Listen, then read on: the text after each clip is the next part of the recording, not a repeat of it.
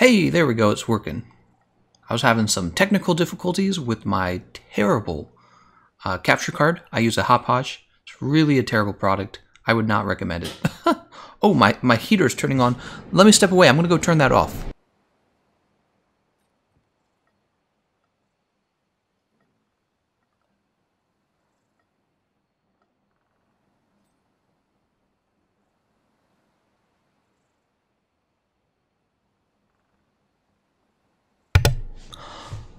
Okay, I just turned my heater off. It's the loudest heater I've ever lived with. Really, I ought to get rid of it.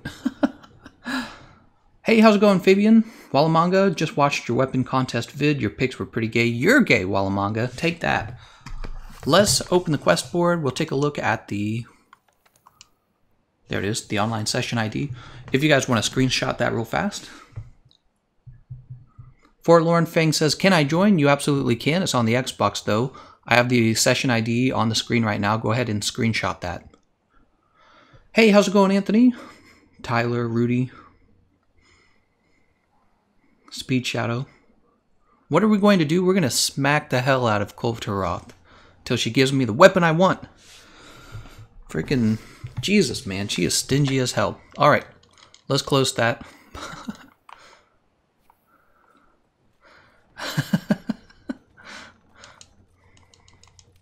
Hey.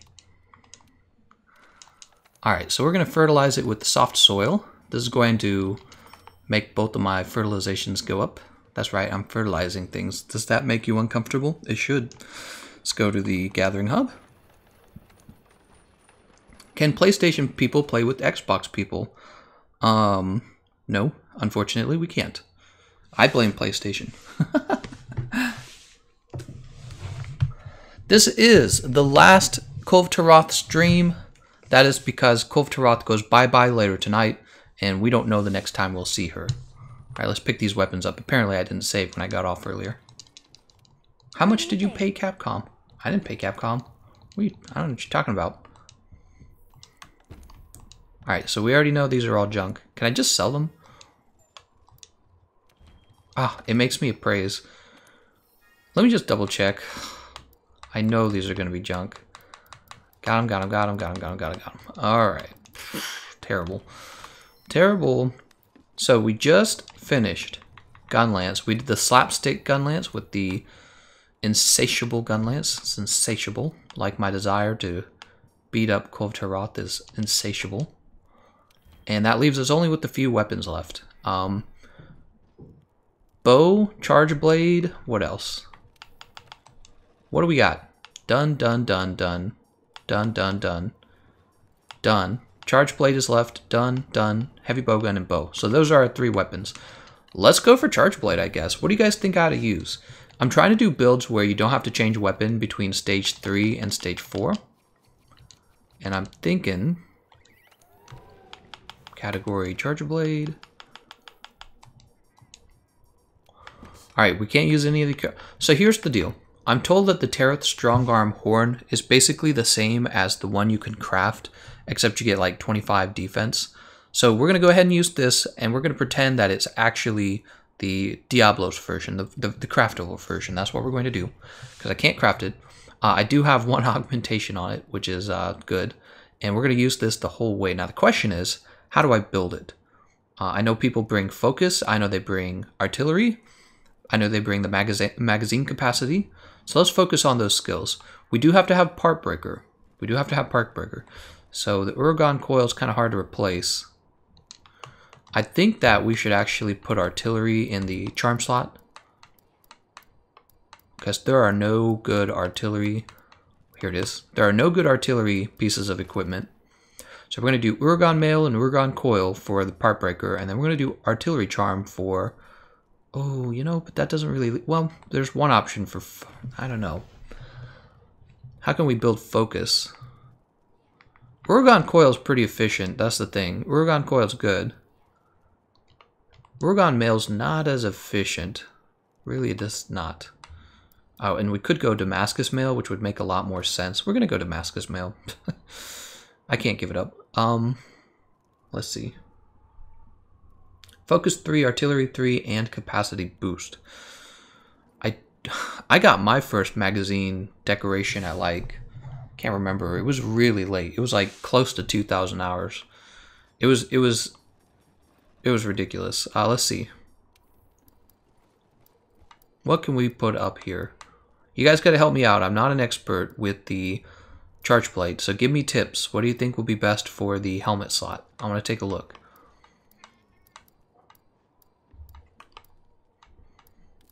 Wide range, grip boost, earplugs, focus. Oh, I didn't know you had focus as an option up here. So what do we have here? So we got focus and one level of focus. So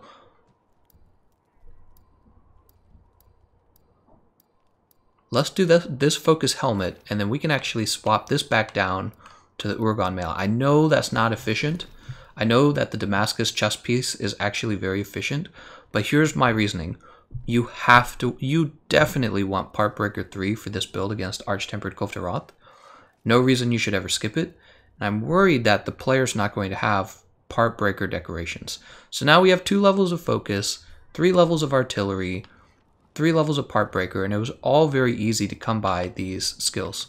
So the next question is, what do I do with these arms? What do we currently have? Kaiser? We have Kaiser.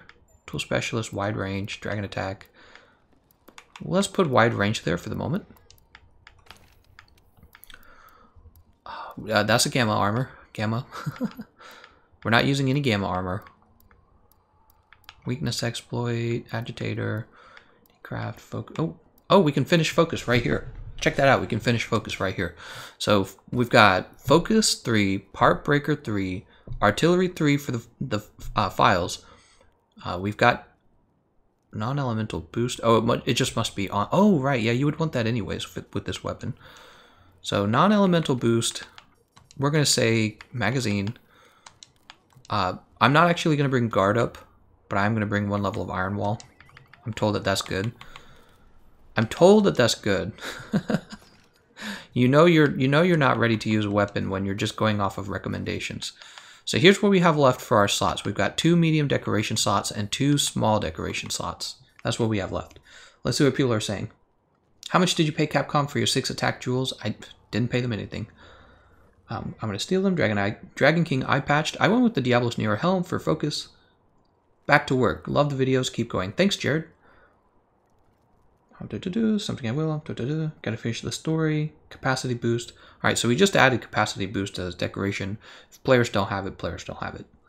We focused on other skills. I don't know. Actually, what do you think is rarer? The Part Breaker skill or the... No, we're not going to swap. We're not going to swap. We're going to keep it the way it is. Because there's actually a coil I could swap in with the Uragan coil, but the Uragan coil is more efficient. So I'm not going to give up Uragan coil. Honestly, if I drop this iron wall decoration, I go back to having 3... What's my fire resist look like? 15.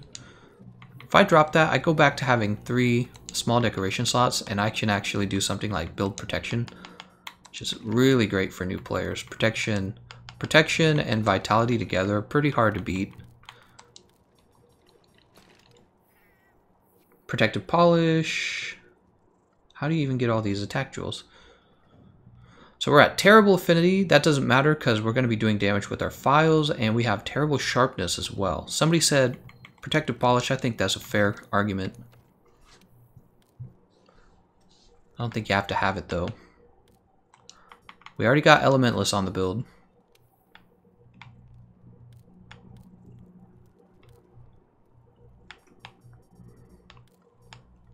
Mind's Eye, maybe? I don't think Mind's Eye a good idea.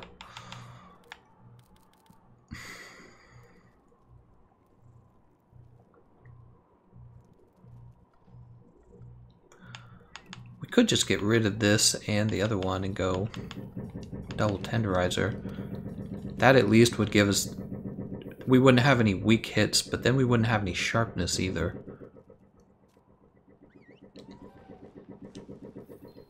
Oh my god, my freaking neighbor's doing her laundry and it's gonna go the whole time. Jesus, man, I need to like tell her how damn loud it is. It's the loudest freaking washing machine ever. So this is what I have right now. What do you guys think of this? What do you think of this build?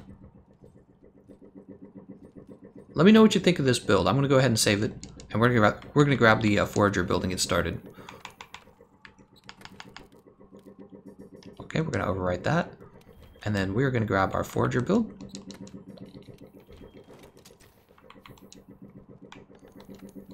All right. Oop. Come on.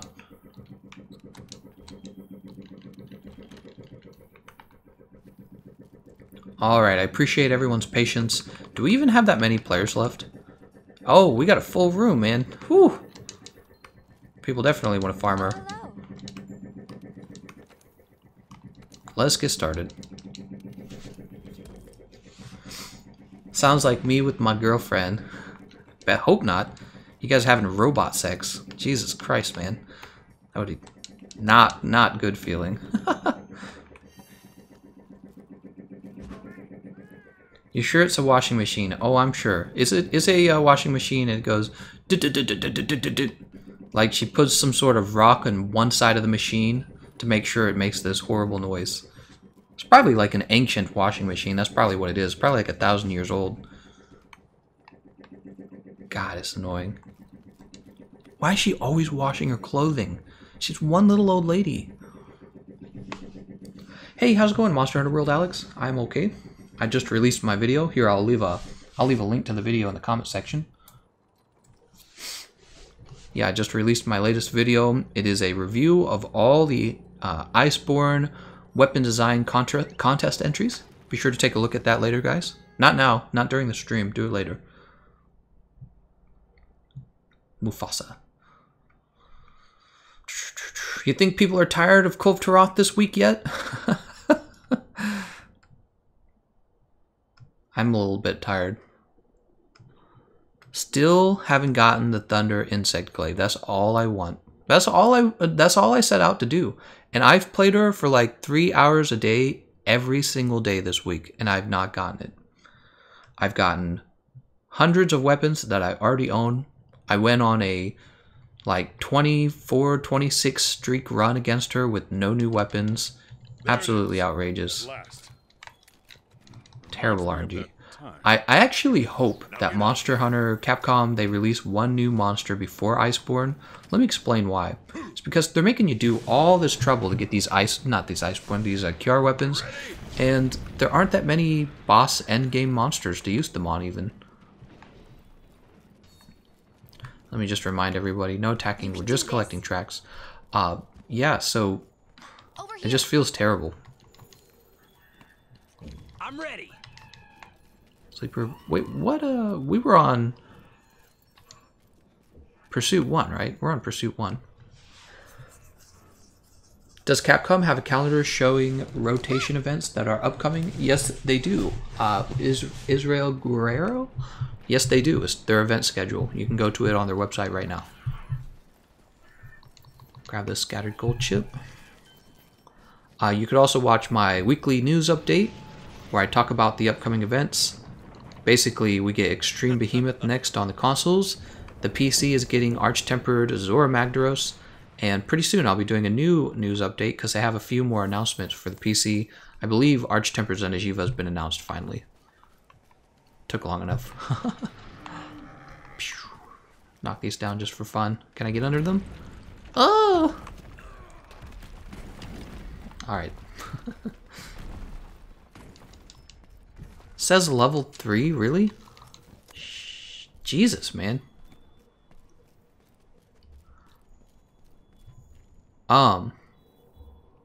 Level 3, really?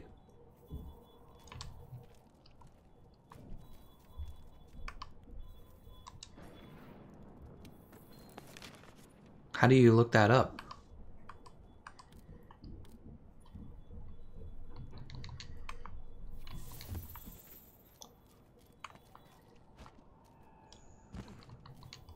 Antho just planted a bomb. Is he attacking her? I guess we can just go for it if you guys want to. Is she really? I mean, she seemed like she was actually what you said. She seemed like she was actually at rank 3 because of the way that she started the match. She started much further ahead. I guess if that's the case, let me grab my build. We just put it together. Our budget charge blade build. Alright, and let's grab our items. We're really effing this up. Any tips for Arch-Temper Zora Magdaros? Yeah, prepare to be bored.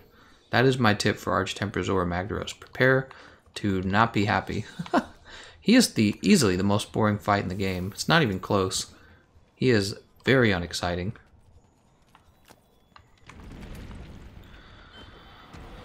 Alright, here we go. We are attacking. We are smacking her. He said that she was level 3? If that were true, this would break pretty fast.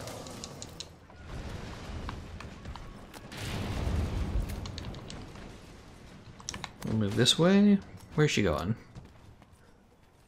Cove, you want to get shot. Look at her. She's like, I hope nobody shoots me. See you around, buddy. Gosh, that would be terrible.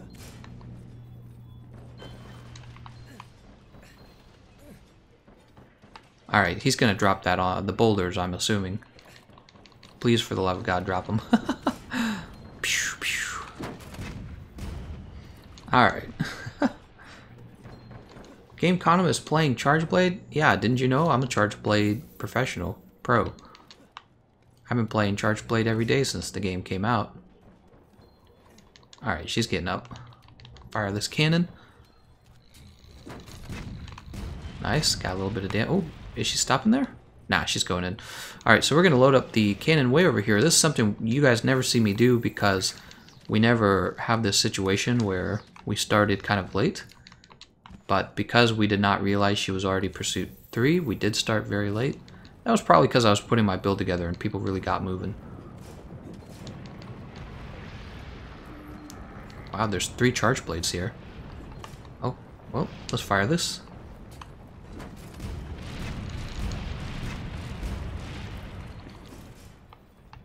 Oh, let's just fire it, man. We got 4 of them already.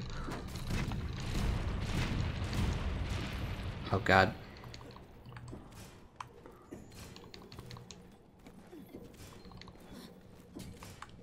Nice, hornbill plating. My kind of hunter.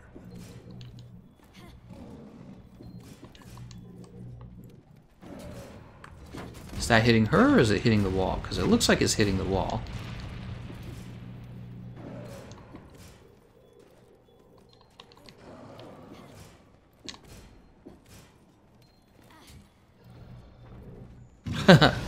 She's like, "Arr!" My character flinches. Ah, fire!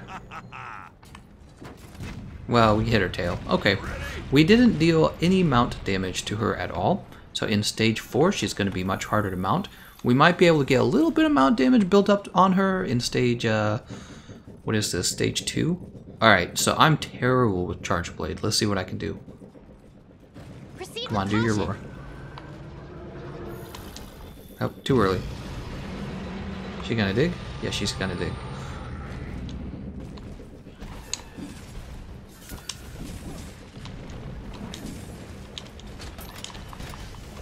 Oh, that was wrong. Oh, look at these Gadulacos.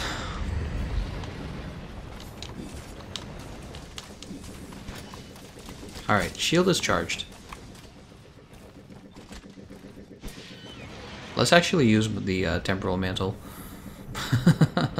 I haven't been using it this whole time. Doing these budget builds.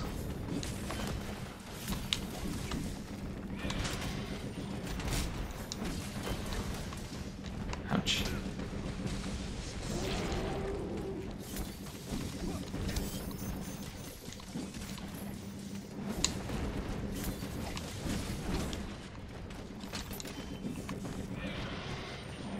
Come here, Cove. She's gonna do her little flip. Family says, I just saw your new video. Thank you for watching that.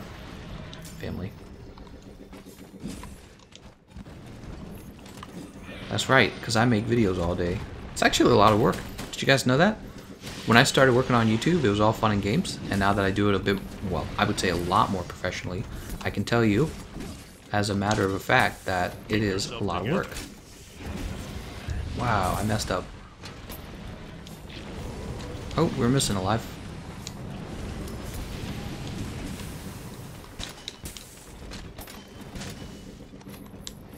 I'm not gonna hit that Sade.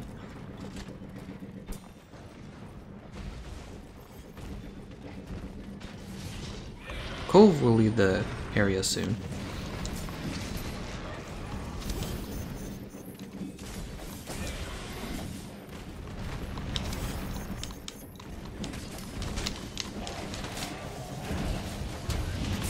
Well, I got one out. Alright, we're taking the temporal mantle off. She's not glowing red, that's the problem here. So she needs to be glowing red and she's clearly not. And that is causing us to not do any damage to her. Not very good damage anyways. I don't want to be smacked by that. Sorry about that, Ant, though.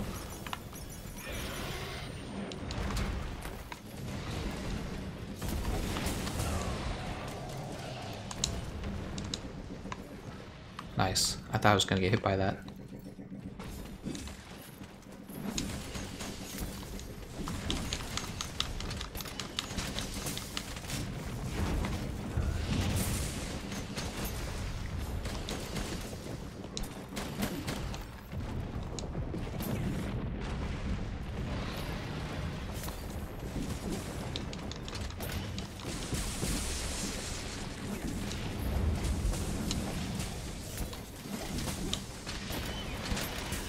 Oh right, I can just guard this. I forgot about that.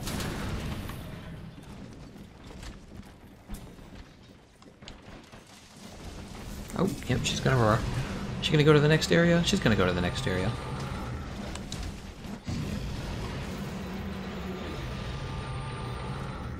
She's knocking me over. Alright, let's go ahead and sharpen. Keep looking. Keep looking, don't let up. We're bound to pick up the trail somewhere. The Admiral. He always says the same things. I heard it like 1,000,000 times.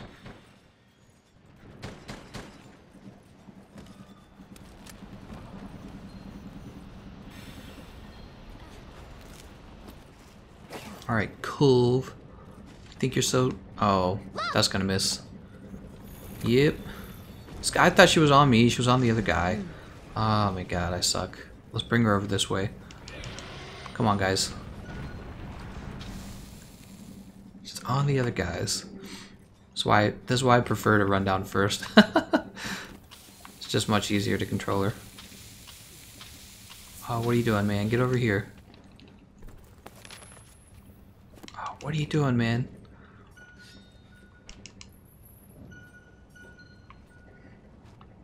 Oh, god damn it. All this time we're wasting. What is going on? Get your butts over here.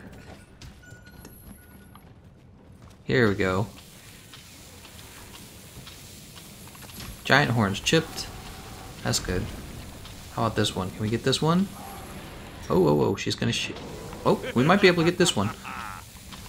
Yep, we got it. Falling boulder. Alright.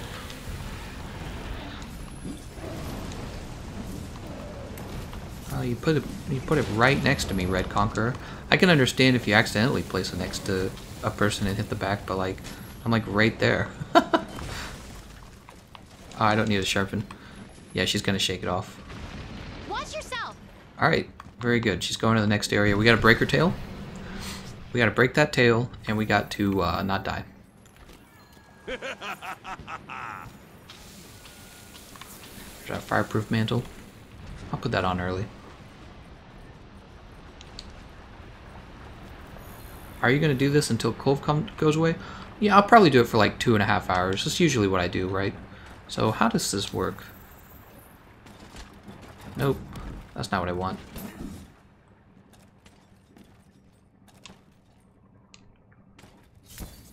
Here we go. That's what I want. There we go. Really a confusing weapon. It really is. The charge blade. This is definitely one of the highest skill ceiling weapons in my opinion. Alright, so... God, she doesn't have much mount damage on her.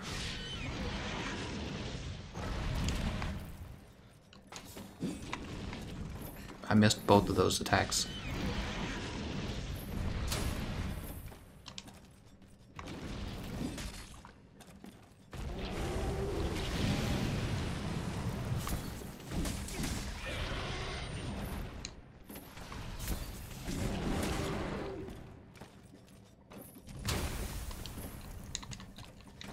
Oh, that wasn't what I was planning on doing.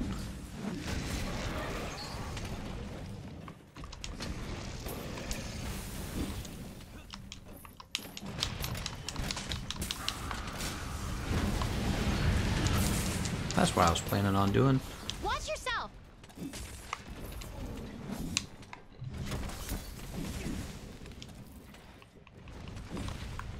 Do I have any more barrel bombs? I got one barrel bomb for you guys. Should be the great sword doing the wake up attack, it looks like, or the heavy bowgun. Oh, she's awake. She's awake. She's awake. Good, good, good. Those actually landed. I was worried they weren't going to land. Roar! Nice. We're the ones to get it done. Whoa! Surprised we haven't broken her tail yet. We're not doing very good damage then. Oh, there we go. Tail broken. dear. Very good. Let's get over to the pillar if we can. Bring her over to the pillar. I think that the pillar is a better defensive position anyways, because you can rotate her around the pillar rather than being out in the open. Yeah, so if you need cover from her, you can actually use the pillar as cover. Red Conqueror in trouble there? He's okay. Bring her over here, guys. Oh, we are down. Oh my god, guys. We can't have somebody dying. Right in stage 3 with only pursuit 3. What's she gonna do? I know that move.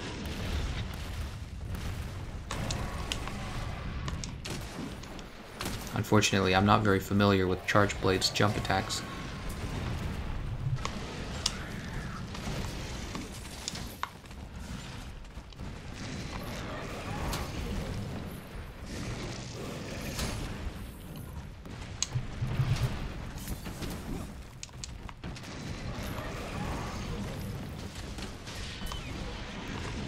Nice job, nice job. Is that a KO? That might be KO.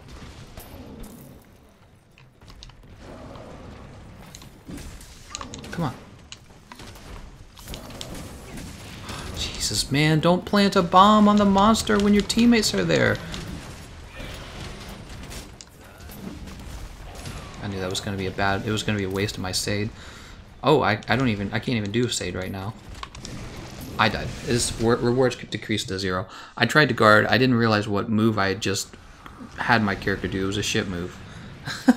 I morphed my weapon rather than guarding. I don't know why it did that. Oh, because I need to push left trigger, not right trigger.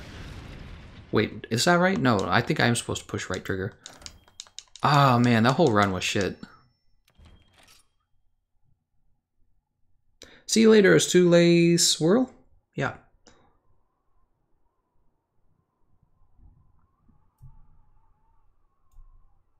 Anthony goes rip.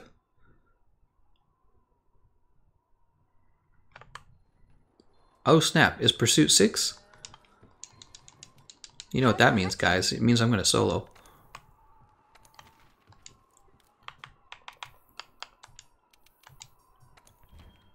Alright, so solo build, huh?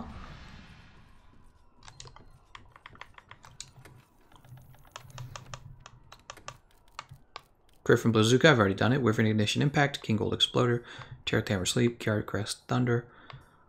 I never managed to get the Deep Vero run. I never completed that.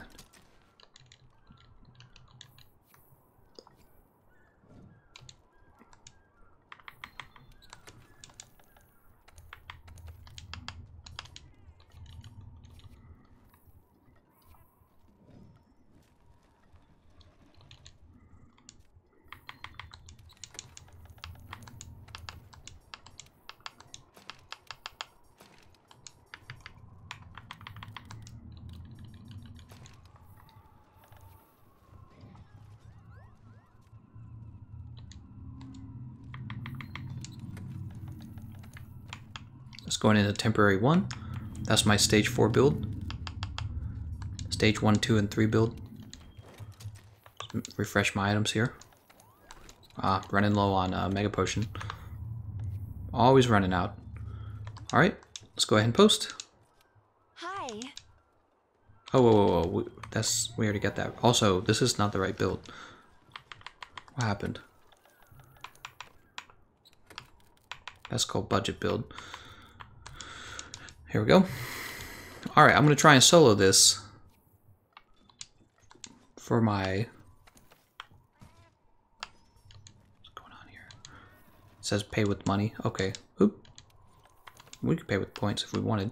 We're going to go attack up large. Alright, and let's record this as well. I want to record this. Start recording. I'm off. Wish me luck, guys. I'm going to try and solo with the hunting horn. We're doing it at Pursuit 6, but I think it's still kind of it's a challenge. The hunting horns, you know, last time I had them in stage 4, and I was dealing damage to her, but it was obvious I wasn't getting enough damage on her, so that was really frustrating. Angel says, I bet 2 Lunastra gems this fails. I'll beat you up, Angel. No, I'm just kidding. I would never beat up my subs. There it is. At last. Give you a hug. Reminds me of that time. Now get out there.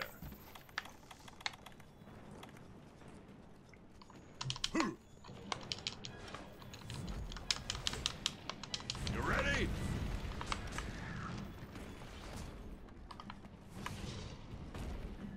You can do this.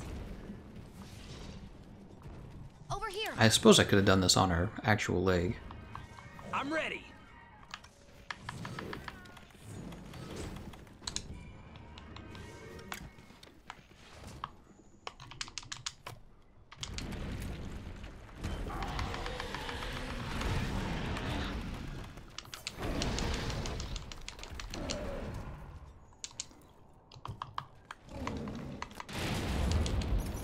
One, 2.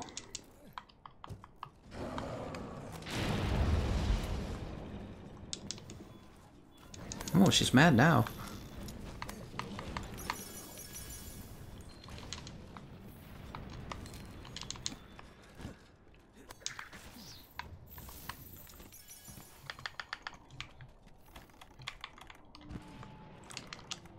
One, 2.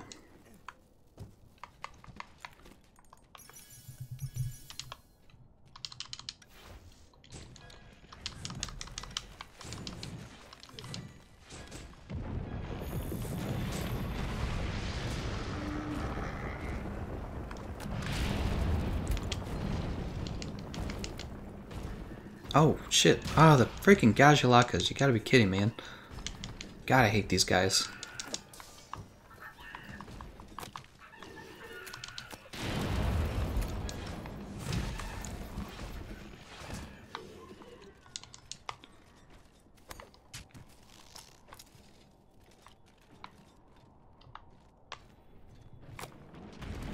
Okay, falling boulders. You know, I feel like I actually should not be attacking her horns. I should go straight to the cannon.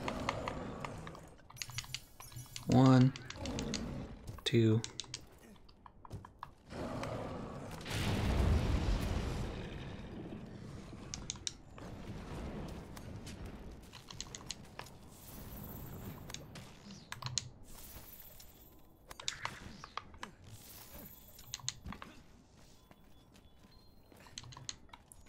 Let's get those cannons ready. Woo!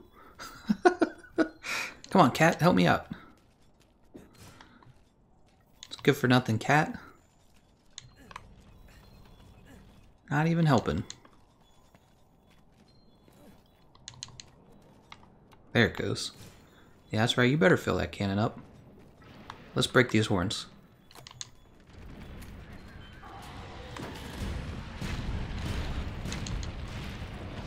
Well, we didn't get the horns. That's okay.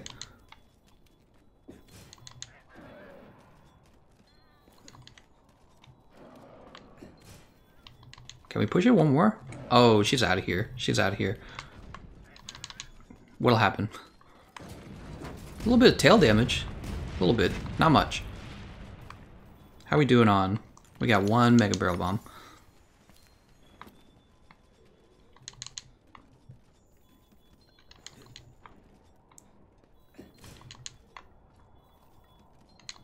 Come on, cat. Useless cat. Now the question is she gonna stop? No, she's going for it. Okay. Oh, she is stopping. Oh, okay, we got her. We got her. Dude, she is she is annoying. You never know what she's gonna do. Sorry, cat.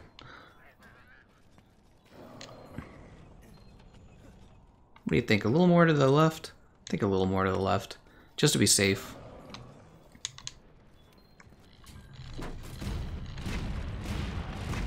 She's turned red.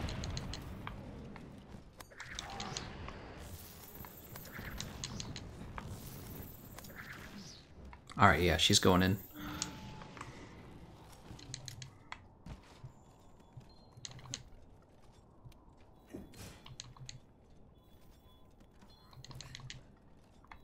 Let me grab this as well, so I don't forget it.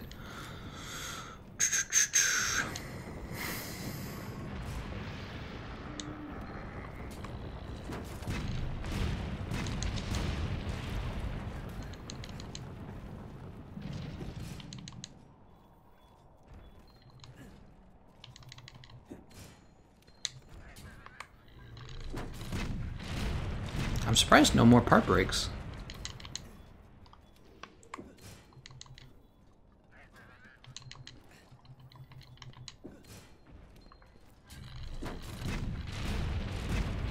Alright, she's off to the next area.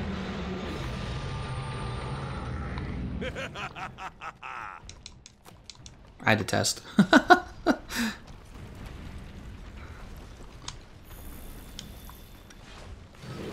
There's our attack buffs.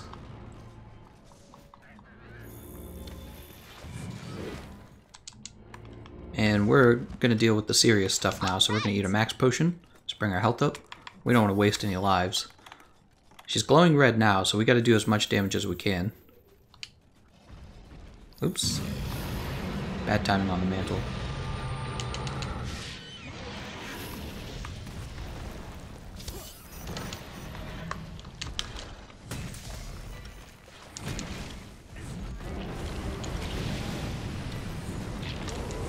There's the horn plating.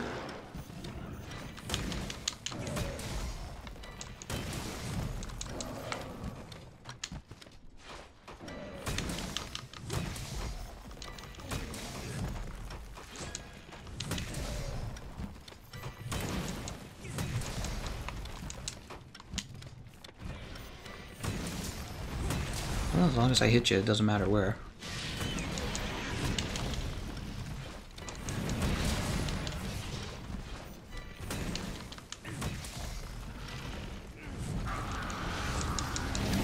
Let's get out of that.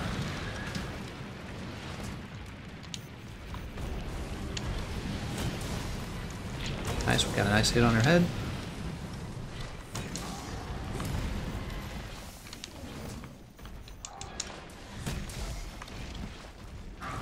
Going for the fire again. Keep yourself together.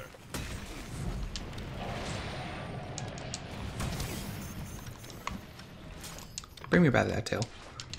Ah, man, I hate it when she moves quickly. Alright, Temporal Mantle's over.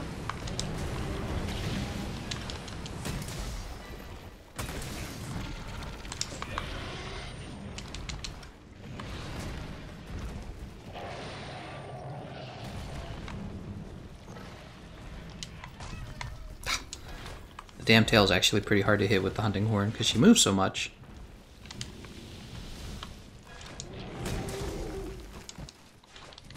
Let's reset our attack buff.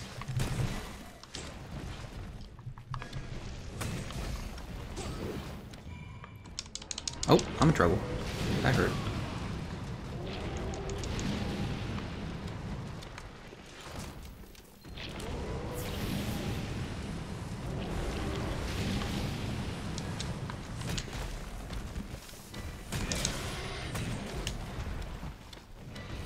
Alright, there's the other side of her chest. Oops, she just did a death roll. Is she gonna dig?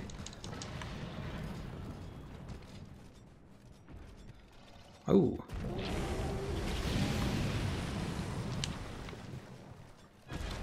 Alright, she just shed. I don't know if that was too early, actually. I get the feeling we're not going to Fury her.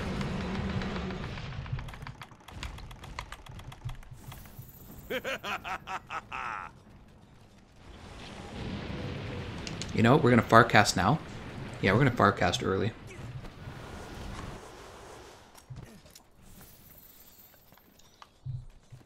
Alright, and this time, unlike last time, I'm going to use this other Deep Vero build that does not have Part Breaker on it, because I think Part Breaker was holding us back.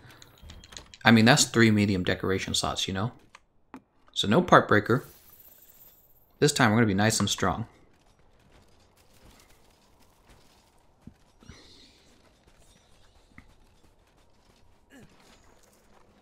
Could have swapped over to like Rocksteady Mantle or the Evasion Mantle too. I don't think I actually need the Fireproof Mantle. I mean, you guys saw me survive a one-shot from her beam. That's pretty good. She gonna be down here? She is gonna be down here. Look!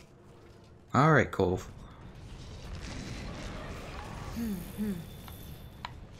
Maybe this will hit her tail on the way down.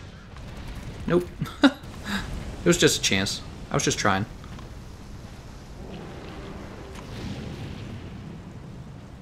We're actually just waiting for her to go to the next area now. Oh, actually, we just chipped her horns with that last bit of fire. That's good.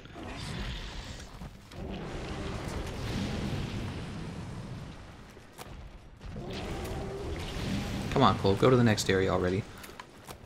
She doesn't want to. There she goes.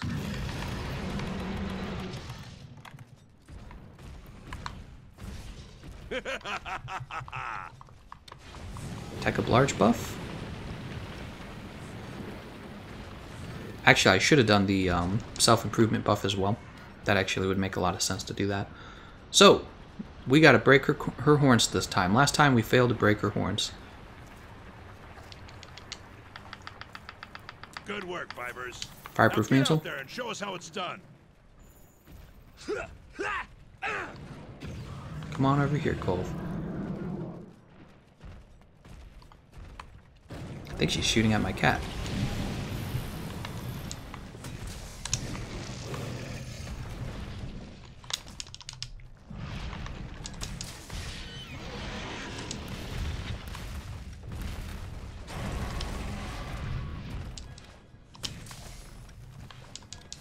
Are we the ones to get it done? I don't think we're the ones to get it done. Darn, man. It's because we got her to shed too quickly. We needed to do more part break damage. Oh my. Oh dear.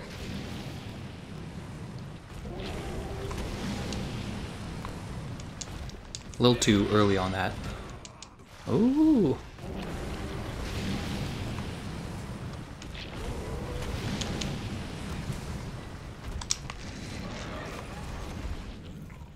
I need this movement speed up.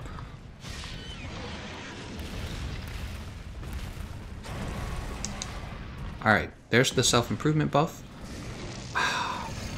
I wanted to see if I wouldn't have to dodge that, maybe.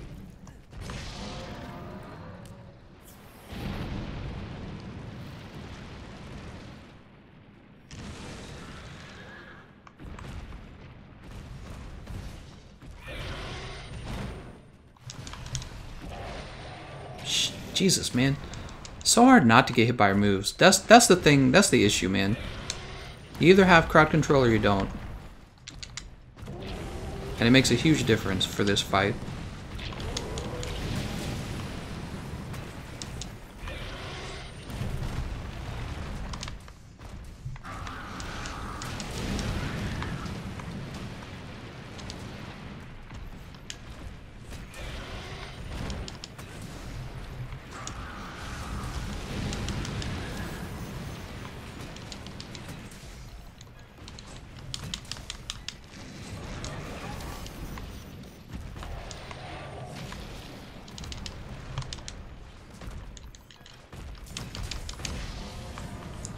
Jesus, man, I hate that move. I'm dead. God. I thought she was using a totally different move. Ah, my god, she's so frustrating. Alright, we're not out of time, though. We're going to come close on time. Last time I lost because I ran out of time last time, not because I ran out of lives. So we got to go fast. Gosh, that messes everything up. I still have mantle left, too. Isn't that stupid?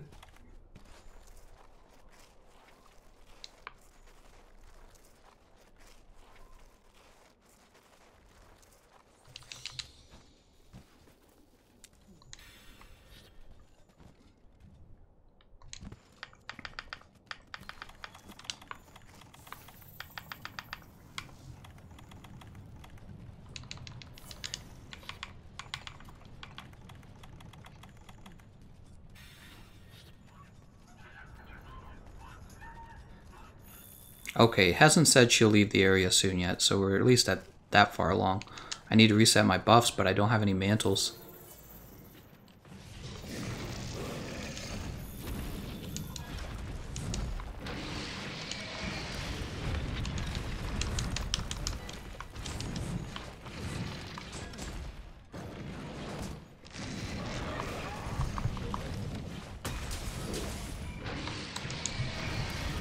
Ah, I thought I dodged it. Nope, I did not. Dude! I'm gonna be stunned. Yep, that's stunned. Come on, Kitty, knock me out of it. No, Kitty's like, I'm gonna eat. I'm dead. Well, that's it. I don't think I'll have enough time to finish her with 2 deaths.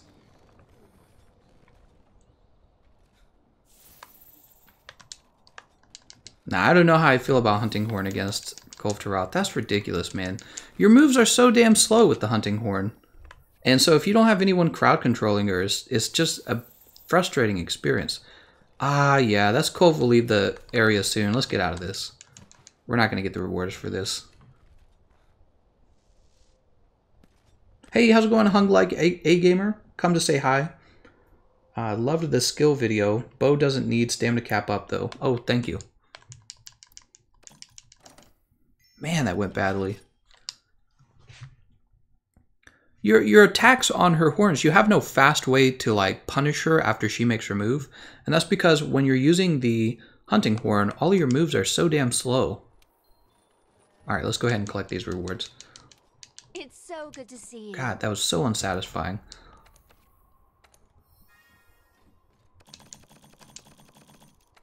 Alright, let's see. Maybe we'll still get a reward. Taroth Blitz shot. Sleep. Nope. All stingy. Alright, alright, alright. Let's go swap it. Whoa, let's see what she's at actually for her pursuit level. Hello. Pursuit level 2. But we're waiting on 2 teams to come back. Okay.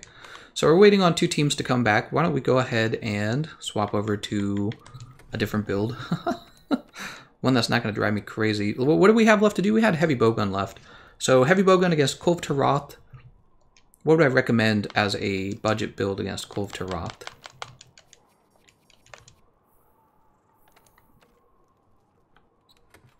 Let me think about it for a second. You've got two builds in particular I'm thinking of. There's the Styx heavy bowgun, right? You could do Styx heavy bowgun. Or there's the Griffin Bazooka. Both of those seem like good options.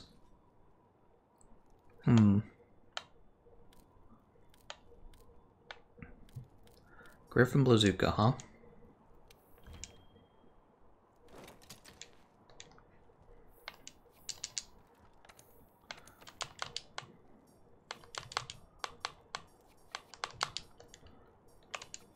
Alright, let's try this.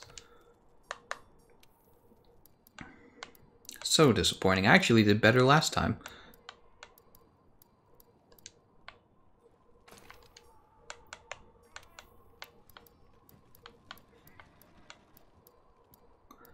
It's because it's like a lot of her moves, I understand how to outspace them really well at this point, but I'm actually trying to get very, very close to her because after she's used her attack, I want to follow up with the punish.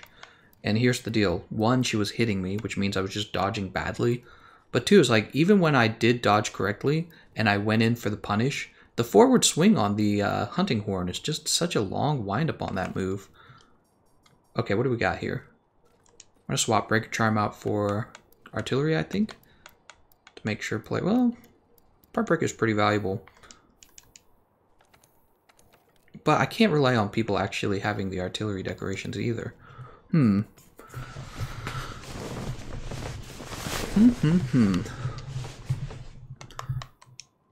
could give up this coil here.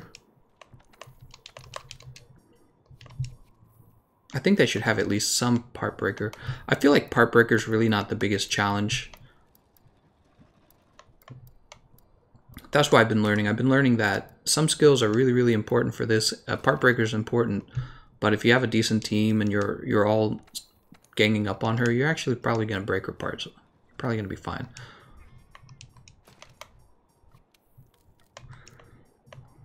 Drop this artillery decoration. I'm going to put artillery up here. I think it's a purple. Yeah, there it is. So we've got artillery. We've got part break. Come on. We got focus 2.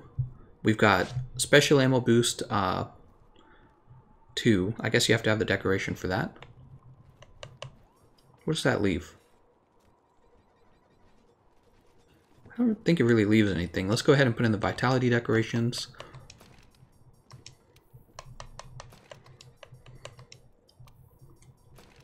Health boost, part breaker, artillery, flinch free. Huh, I didn't even intend to build that. Fire resist 2, focus 2, so this can be fire resist down here. And then we have room for one more skill actually, and I don't know what it should be. Paralyzer maybe? I don't feel like that's necessary actually. True shot, artillery, iron wall, sheath, friendship, satiated gobbler, grinder. We'll go protection maybe? I don't think protection's needed either. We have room for one more. Bomber, that's a good one. Okay, bomber was good. River Calamity. Taroth Dagger's Mire. Taroth Slicer Myth. I don't think this is actually supposed to be here. What do we actually use?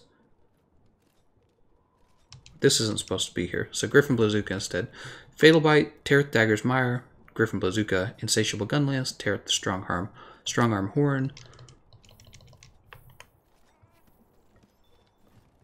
How are we doing on this, by the way? Kulve Siege is at 3.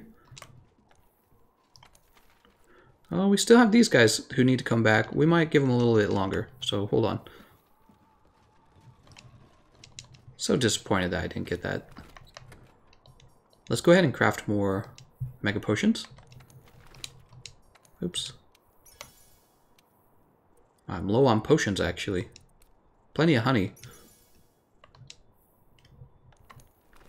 Friendship says I'm out of normal ammo too as well. Interesting. So here's my Griffin. It's my loadout. And when you go to eat for this build, you do want Bombardier, but it looks like nobody actually used a voucher. So why don't we just eat, as if we were poor, why don't we just eat for health 50? It's fine. It's not a big deal. Assassin King says he never used dual blades. That's not true. I already used them. Yeah, you might have missed that. I did it yesterday. I used them. Alright, so here's the build. Health boost, fire resist, part breaker, artillery, flinch free, focus, special ammo boost, bombardier. What do you prefer, strong arm horn or OG QR ice? Well, I have no idea because I do not use charge blade enough to have an opinion on that.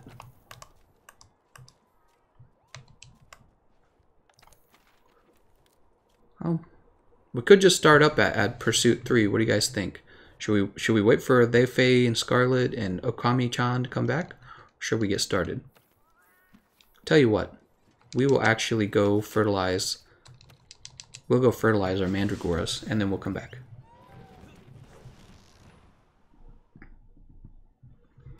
Hung Like says, I was very lucky. 3 good drops in a row. He got the Sleep Hammer, the Glutton, finally, and then the Kiara Longsword Decay. Very nice, man.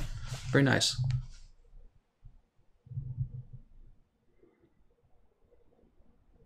Yeah, definitely. Leave a link to my latest video again. How's that video performing, by the way? I like to watch, see if people actually click on my vids. That's the fun part of YouTube, actually. You get to watch how your YouTube videos perform, and sometimes they perform really well. On the other hand, it's not exciting when they don't. Let's see. Alright, we'll run over to this guy.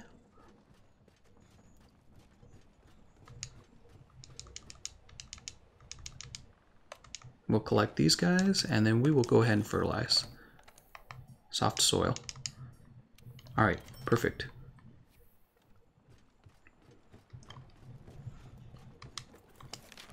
Go back to the gathering hub.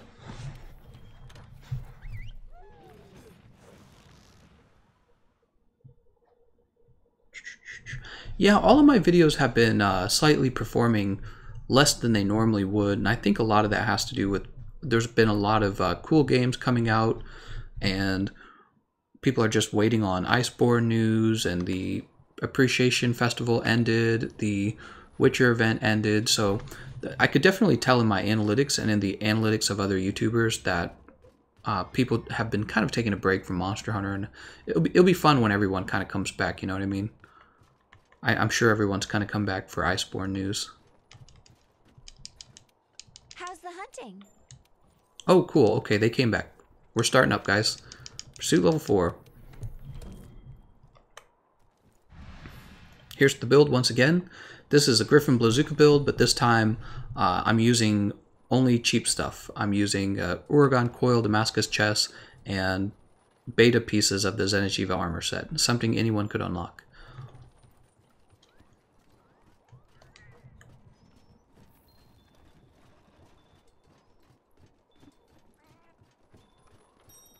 We have Siobhan, Halfdan, and Anna with us. Let's see what they're using.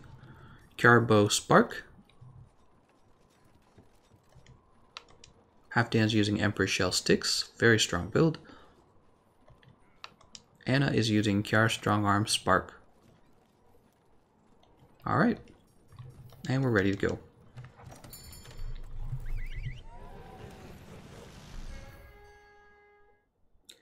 Pro Sketch says he's far into Sekiro and that it's a great game. Oh, that's good to hear. Yeah, awesome. I really want to play it, I do. I'm a big fan of FromSoft, but I am fully invested in Monster Hunter World right now. That's the deal. Let's see how Sekiro's doing. What did it release last night? Metacritic, Sekiro. Let's see what people are saying about it. Oh, yeah, it's got like a 90% rating on Metacritic. I told you last night that I expected Sekiro to get like a 9 out of 10. That was my prediction. And it looks like all the gaming magazines are giving it close to a 9 out of a 10 or a 10 out of a 10. Nice. Oh, sorry. It's my computer. Alright, let's go ahead and pick up this stone. Yeah. Awesome. FromSoft, do they ever make bad games? They don't make bad games. They make good games. You know they make good games. You ready?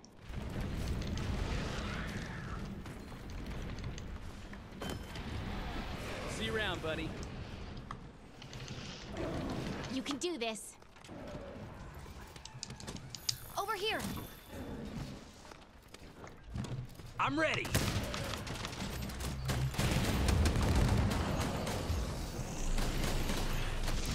Ooh, that didn't seem like much damage.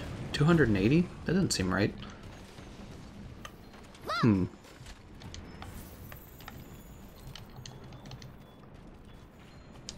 if I was missing something.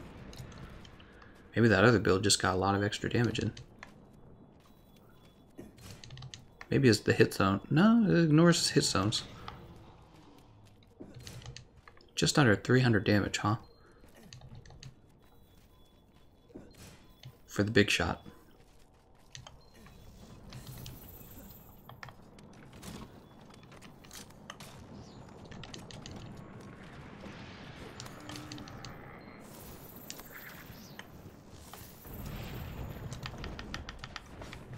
Alright, we got our mega barrel bombs.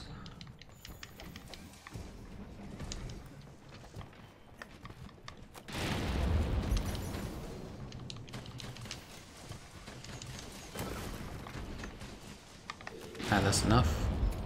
We'll let her walk by. We'll make sure that she actually gets knocked down by this. You're my kind of hunter.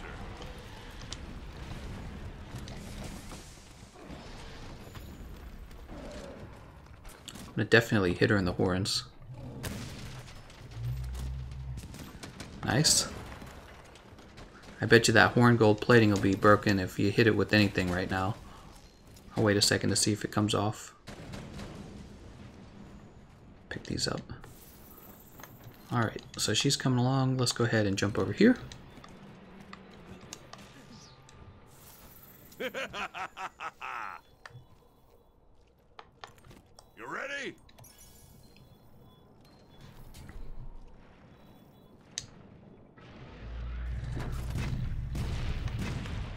Nice. Alright, we got all those shots out. Grab this nitro shroom. Oh, interesting. He was just waiting for her, huh? Oh no, I missed.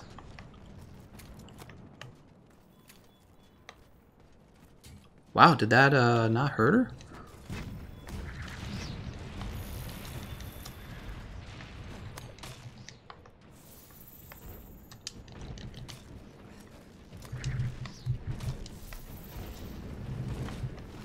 She's headed off to the next area. Oh, actually, let's go ahead and...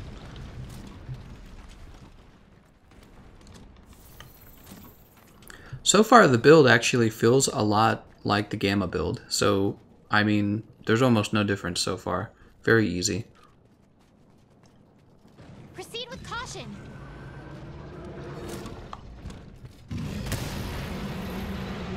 Look at that. That's great.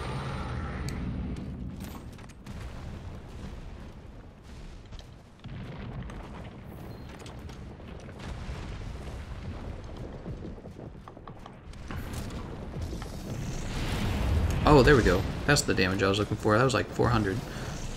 Yeah, okay, there we go. That's what I was expecting. I must have read it wrong or something. Nope.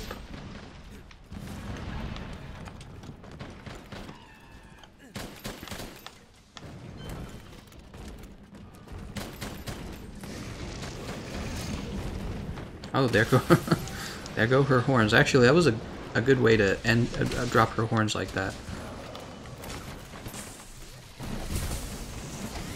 Oh, that was a waste.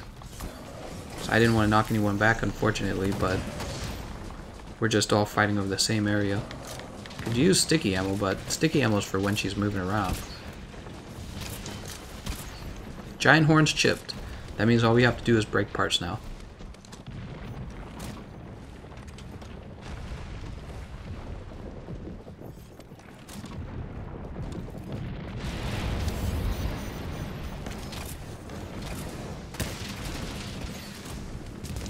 Keep yourself together.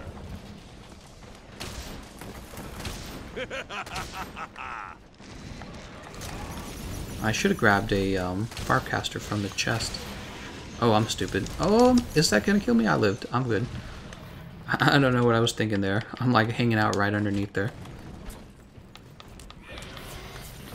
Man, I don't know about you guys, but it is beautiful outside right now. I'm looking out the window, and it looks gorgeous.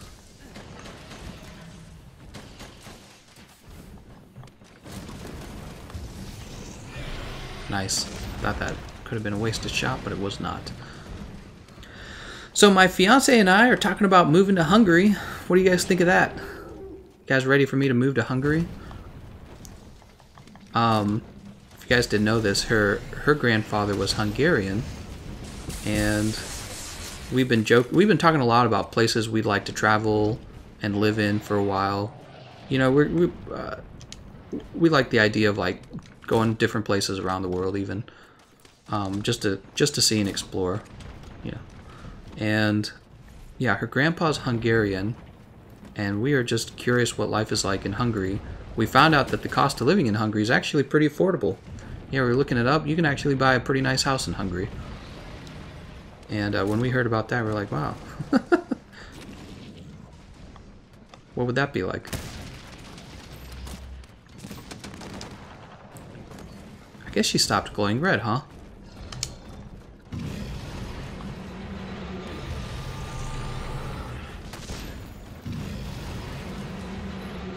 Alright, she's going to the next area.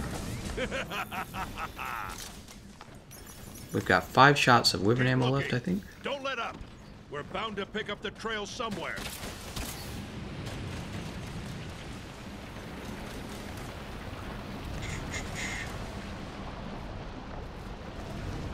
What we might do instead of moving there, obviously, we might go on a vacation to Hungary pretty soon. We haven't been on a vacation since last August, so it's been getting closer to a year, honestly. Come on over here, Cove.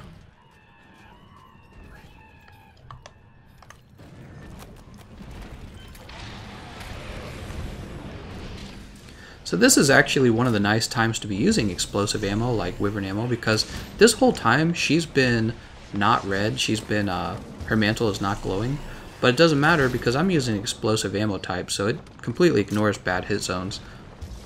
So I'm always dealing 400 damage to her arm, if you guys noticed that. Yeah, big advantage to using this. Oh, she's gonna walk right into that, and we're gonna keep her in it.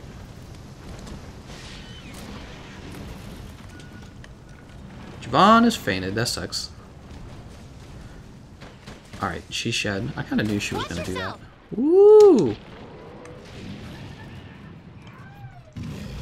One of these days I'll dodge that roar. Let's go back. We're going to refresh our ammo. You guys will notice we played the whole match without running out of ammo.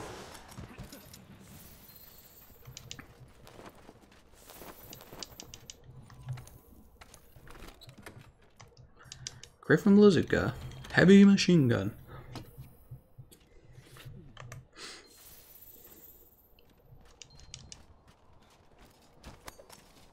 Two mortgages would make vacation hard, so hope you get to it. Sounds like you can use the vacation. Yeah. Did you get your Kiara Dagger's water? Oh, that's for somebody else. Oop. What do you guys think about maybe Capcom releasing another monster before Iceborne? You think they should do it? I think they should do it. I feel like Capcom, what they're definitely going to do, they're going to do power creep for Iceborne. To me, it just makes sense that they'll do power creep. By making all the older weapons irrelevant, that'll force you to farm all the new weapons. So I suspect we're going to get power creep, and all these KR weapons I'm going crazy for might be completely irrelevant at that point. Good work, Vipers. Now get out there and show us how it's done. Alright, let's put on this fireproof mantle. Nice. We're going to shoot her right in the horns. Now you'll notice that actually, look at that, that did like almost 600 damage. No, more like 500 damage.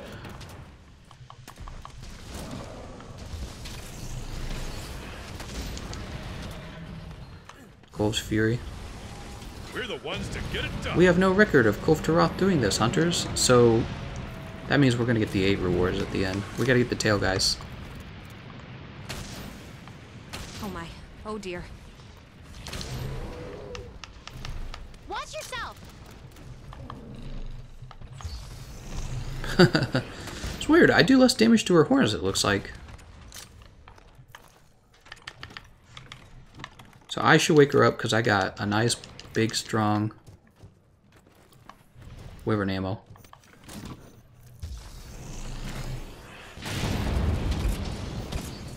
Alright, Anna's paralyzing her. So you guys really underappreciate how important that crowd control is. It makes a huge difference. Watch yourself. Oh, she's paralyzed now. Tail is broken. Let's go ahead and put in our special ammo. We'll sheath now.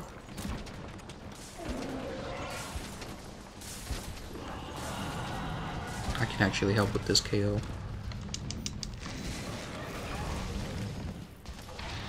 Watch yourself. Alright, check this out. Check out how much damage on the horns there. That's pretty good. Yeah, so if you were wondering if the Wyvern ammo is any... Did I knock him forward? I didn't knock him forward. If you were wondering if the Wyvern snipe is any good in stage 4, it still is. It's because her head is so huge that you are going to get multiple procs for your Wyvern snipe.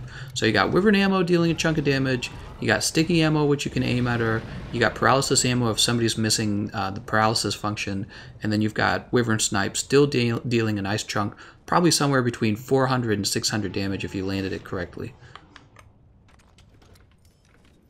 This was easy. I liked this. Much easier than the Horn solo. Man, I soloed with the Griffin Bazooka. If you guys haven't seen that on my channel, I've soloed with the Griffin Bazooka. I soloed with Griffin Bazooka, I soloed with light bowgun, sticks I think it was, and I've soloed with the Lance. I soloed with the Lance just the other day. But I've failed 2 solos with the Hunting Horn, so what does that tell you? And Hunting Horn's like one of my most used weapons. So, very frustrating. It's a very slow weapon, man.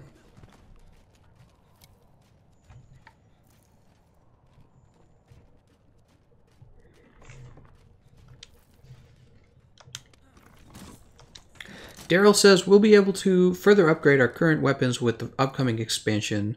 Yeah, we don't actually know if that's true, though, and it could be wrong. Could actually be inaccurate. We have no idea what they're going to do. Okay, so the last budget build is going to be for the bow. We got to get a bow build. Nice job, everyone. Double KO on her. KO's like the only crowd control that you can easily get 2 procs of. If you try to do like 2 sleep or 2 paralysis, you're going to waste your time. But like KO, you can actually get that. If you got teammates who are dealing high KO. Hello.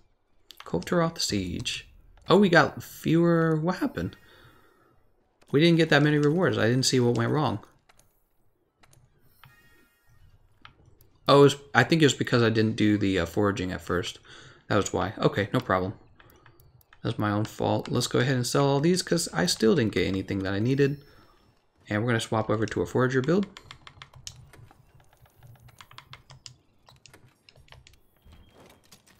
Did I save that? I think I saved it earlier, right?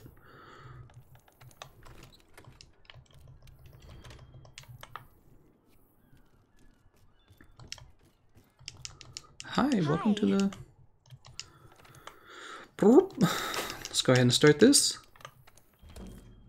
And let's see. So for the bow build, I'm thinking a water bow build. What do you guys think? I mean, the Legiana bow is so good though for stage 4. What I've been trying to avoid this whole time, I've been trying to avoid builds that require 2 different weapons. And that's just to make it less complicated for the player. But if you use a bow, you're generally using the Legiana bow in stage 4 because you're going to get crowd control, you're going to get ice damage. It's a really good choice.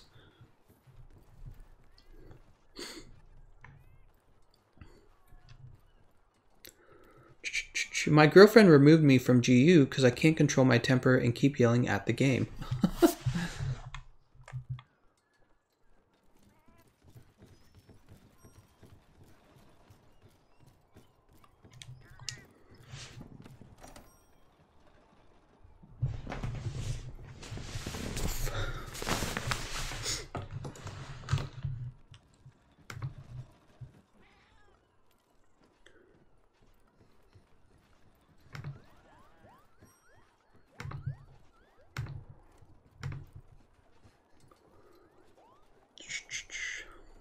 We're just waiting on Chris.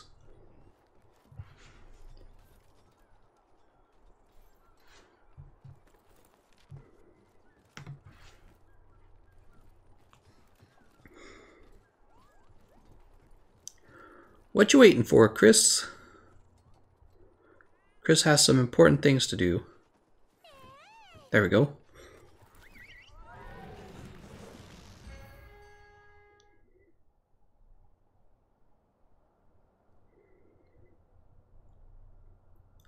So what video should I make next, guys? What video do you want to see? I'm really sad that Capcom hasn't released more information about Iceborne. I genuinely thought that they would be releasing information around now.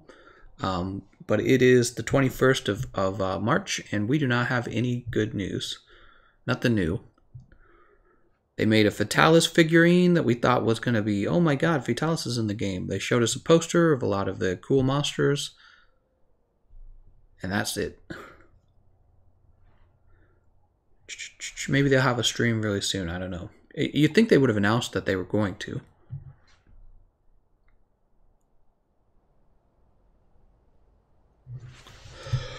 Whew. Somebody's not hitting start.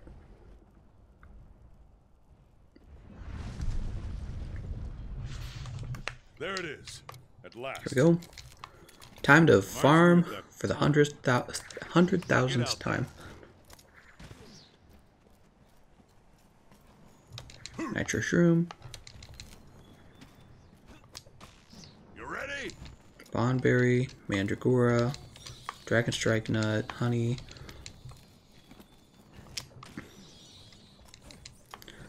Bitterbug. Mandragora, Adamant Seed, Devil's Blight.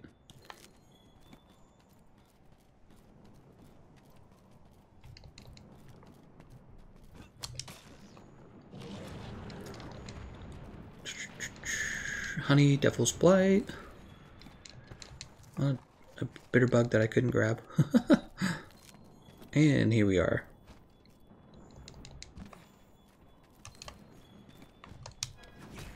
You can do this.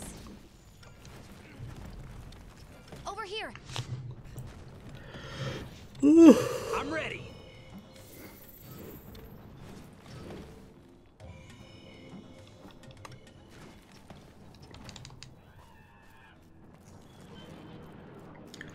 Oh, for some reason I grabbed the aggro of those guys. Let's get rid of it.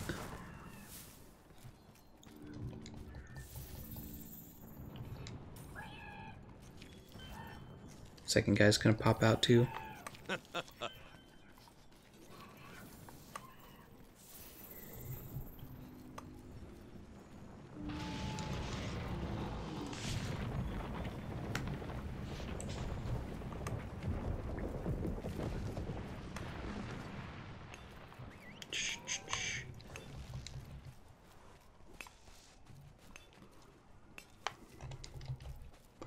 Hubblast is best waifu.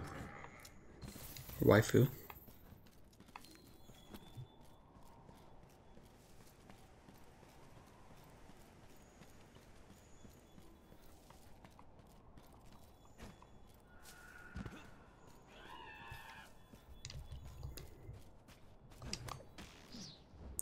I wonder if I would get in trouble if I played a little bit of Minecraft music, you know what I mean? I play some Minecraft music. Because I'm not playing with any volume.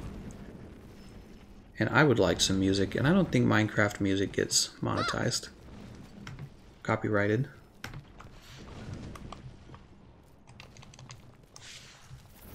Let's try it.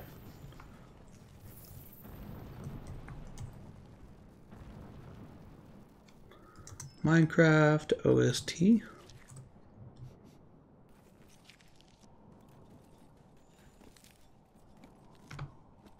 Let's hear it.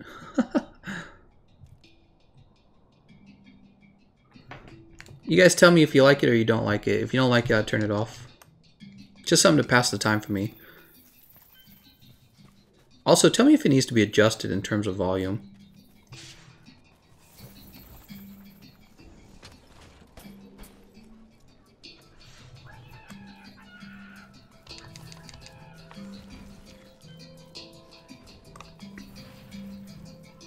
Maybe we'll play like some video game soundtracks when we go live. That would be fun.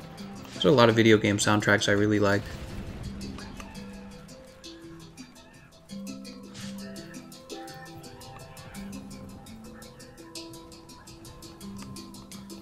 Come on, little guy.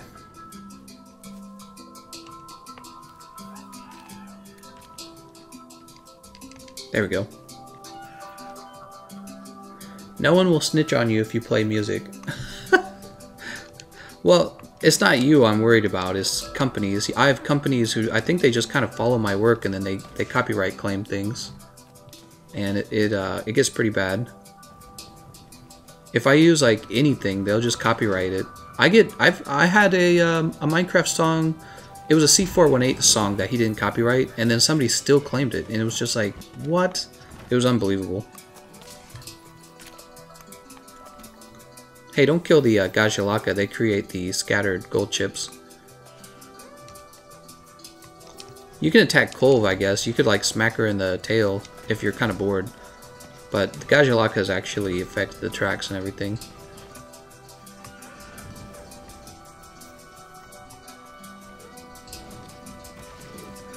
Ismail says you should try listening to the Nier Autonomous soundtrack.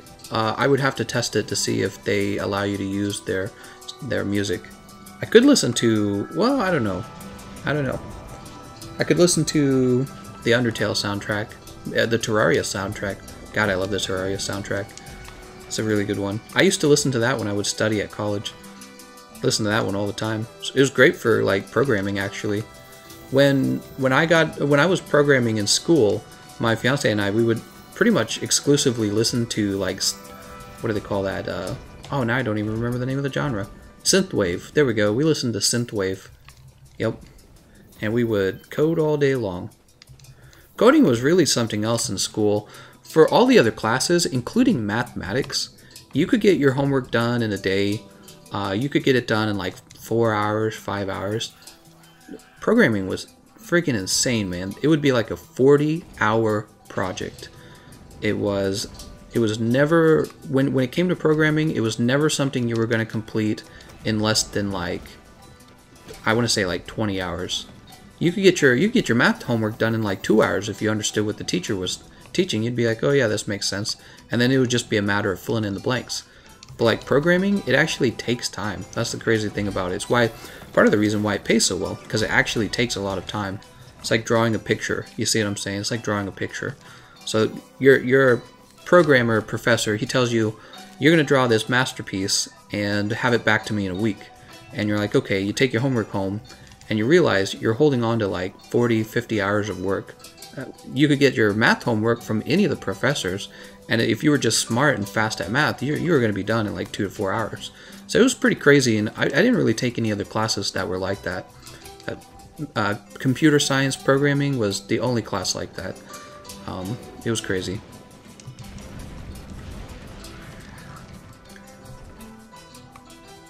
Assassin King asks, guys, in Pursuit Level 1, do I gather tracks and break horn? You should only be gathering tracks. You should only be gathering tracks.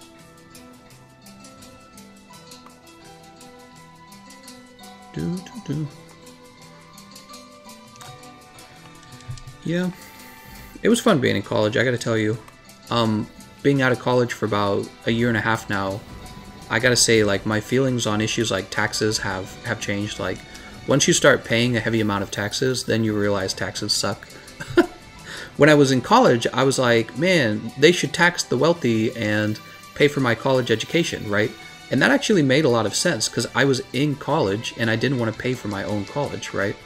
And now that I'm out of college and I actually pay taxes, it's kind of like, wow, they should pay for their own college and I should pay less taxes. So you can see it's kind of a reversal, my feelings on the issue, just because I've moved from one place into the other. It's pretty funny how that works, you know? Yeah, a lot of young people who hate the wealthy people, but you guys got to remember those wealthy people are pretty old probably, and they've been gathering their wealth for a long time.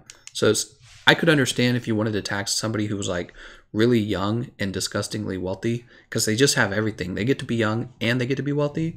But if somebody's old, they worked to develop that wealth, and now you're young and you're just like, I should have that. I should have that, and they should pay for my stuff. So yeah, that was an interesting thing when I was young. You can disagree with that too. Feel free to disagree. Let's see.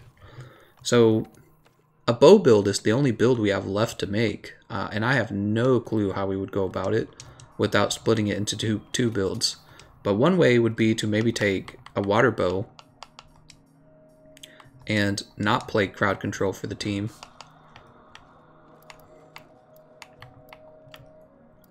Terrathera water.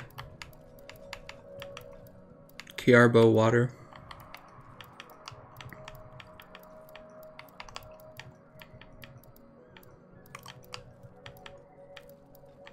Oh, I don't have any water bows. How do you like that?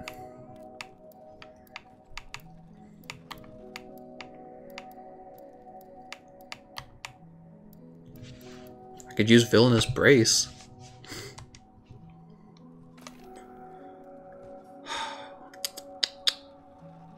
I don't know, guys. What do you think? Should I even bother with the bow for these budget builds? I feel like I shouldn't recommend the bow for budget builds. There's so much you need to actually use a good bow build. Like you need the spread shot, force shot, mighty bow, and then you actually have to own the bow as well. And then you're gonna have to split the bow into 2 builds to be really effective because you need thunder and you need ice because you're gonna go Legiana bow. If you're really serious about playing bow, you can build Legiana bow. It's not like a it's not a Kulve weapon.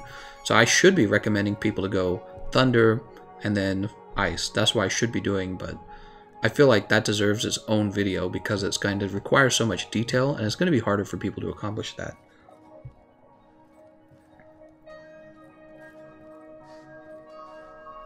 I don't think it's complicated to utilize 2 weapons for bow. The water damage is so meh compared to the elemental hit zone value that you get from thunder and ice respectively. Exactly that. I actually agree with you, Tears in the Rain. So the thing is, all the other builds for my budget builds have not used 2 setups. They've used 1 setup. So the bow would be one of the only ones where I'm using 2 setups, and I kind of don't want that. But I feel like people deserve to know what a good bow looks like. But yeah, I don't know. It's one of those issues where it's like there's a conflict between how much time do I want to invest in this versus how much will this actually benefit people.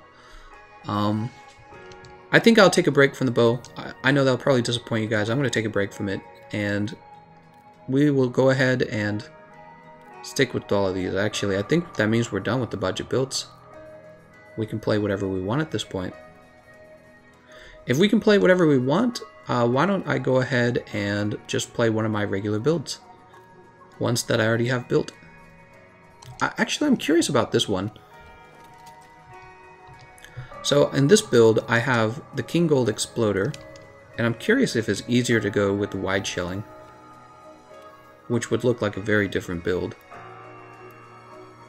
Well, we only have that augmented by 1. What else do we have?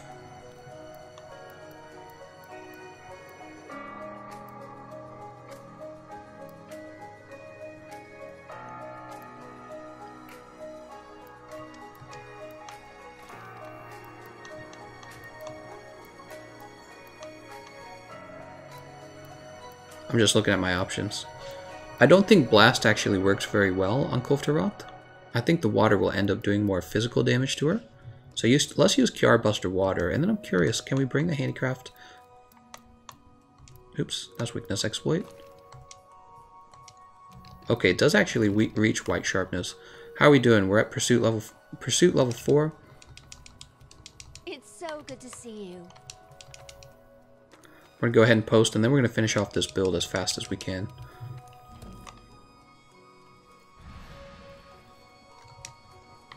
We actually don't need focus. We do need artillery, though.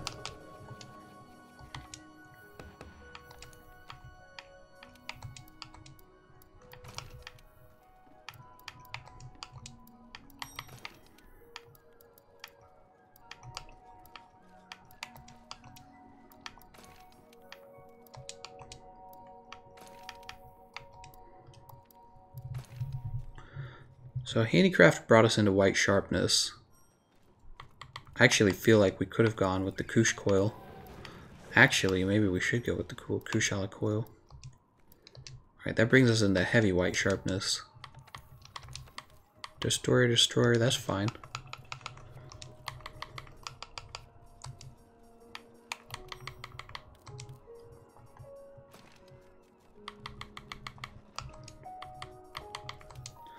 Attack boost brings us up. Oop, brings up our affinity by a bit more. I think probably. Oh right, we need this capacity magazine. Oh, and we need artillery as well. So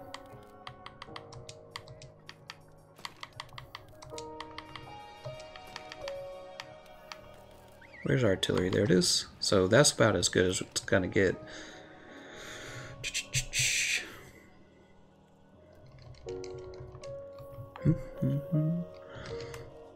Alright, they're ready to go. Let me go ahead and eat.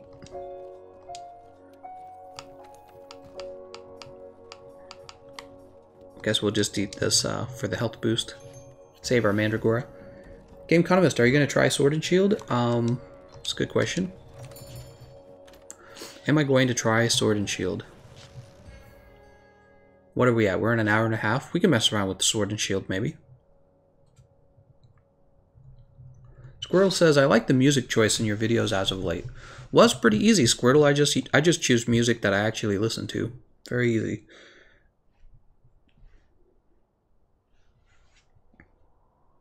Corey asks, is there any room left in the session? It just kind of fluctuates, Corey. Sometimes people leave, but I think generally it's full. I think people actually like this session that I create a lot because it kind of ensures a certain level of quality. Everybody agrees to do the Pursuit Level 1 track farming. I think that really helps.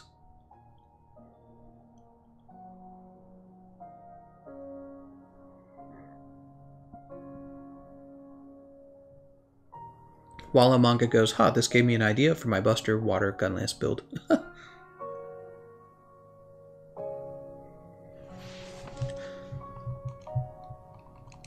Some of you guys probably were wondering why I went white sharpness even further on this. So I went 5 sharpness. And the reason for that is because no matter what, the shelling is going to bring down my sharpness. That's why. At last. Oh, I didn't check my items. Reminds me of that time. Now get out there.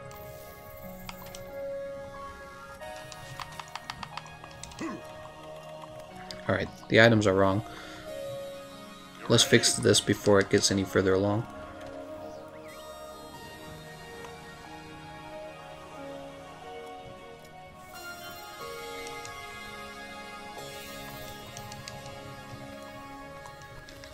Alright.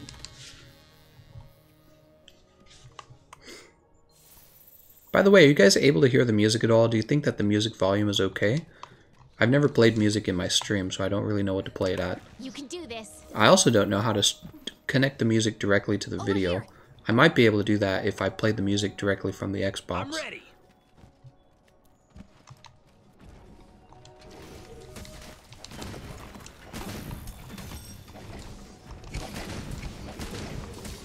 Yeah, we're losing white sharpness pretty fast, actually.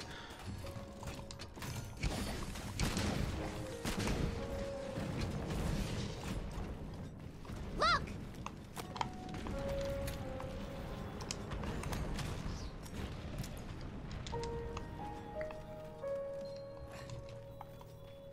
See you around, buddy.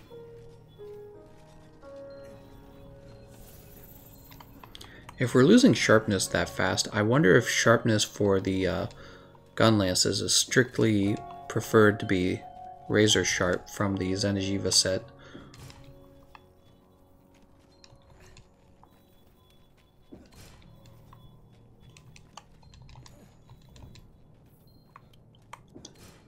Oh, nice. Good, good, good. I was worried that nobody else was going to do that.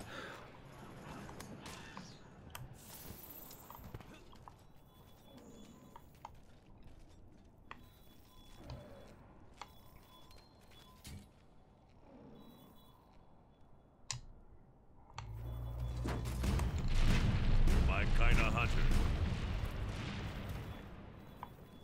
Okay, she's going to show up over here. Let's grab this nitro shroom. Which weapon did you vote for? I voted for the underwater hunting horn, the one that had like the ocean in it. I thought that was actually pretty funny, but also it looked very cool. I didn't actually like the way any of the charge plays look. I thought they were either too generic or too weird. There were a lot of generic charge blades in there, in my opinion.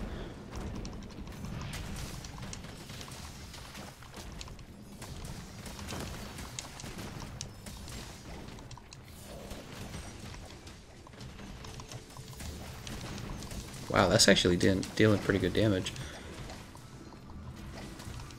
But then the sharpness is an issue. Alright, she's turning red. She is off.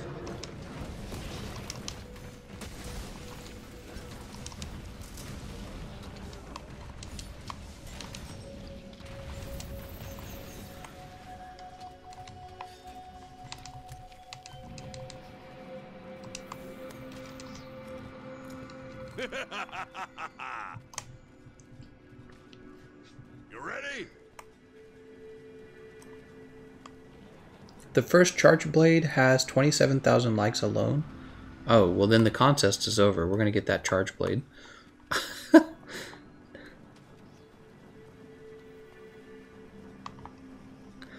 I was a little annoyed that you didn't even see some other weapons show up at all on that list. You had a few weapons they didn't even consider.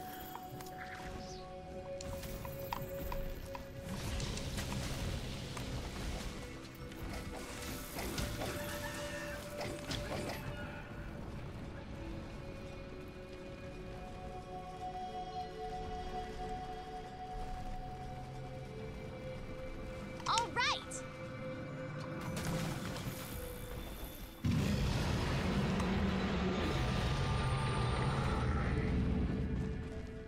Such a shame we didn't get a switch axe. Yeah, exactly. Like, what wasn't there? I think I saw one sword and shield. I didn't see any light bowguns or heavy bowguns.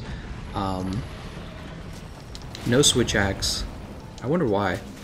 Maybe Capcom felt like they already had a cool weapon for those weapon classes, and they're like, we gotta have the community design this other one. Who knows?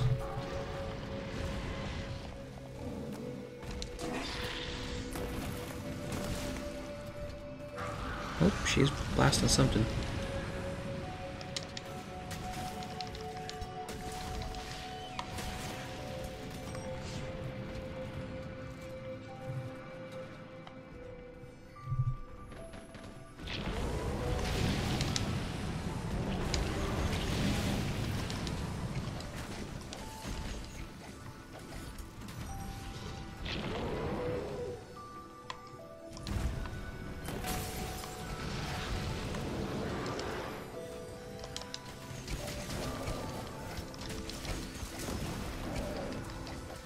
Loving the damage that I'm doing here. I'm doing like heavy melee damage, but also the shelling. Like, look at that. 85 damage with the melee. Whew. It's tons of damage. She's digging. I'm going to go ahead and sharpen. No bowguns, no greatsword, and no switch axe. Yeah, that's a little ridiculous. And there was only one sword and shield. It could just be an issue where Capcom didn't have any good choices for the other weapon classes, though.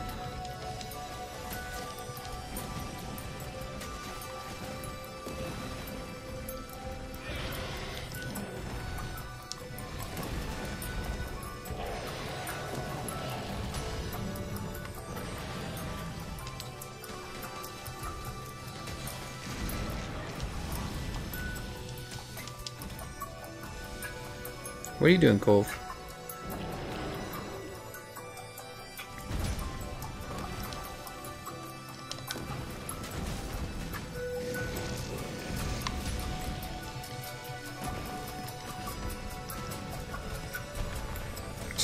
She didn't hit me. That's so weird. So you can actually get pretty close to her when she's using that move.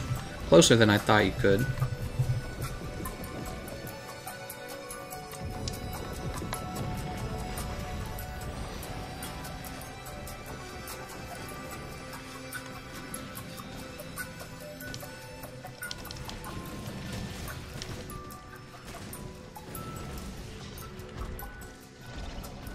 Roar!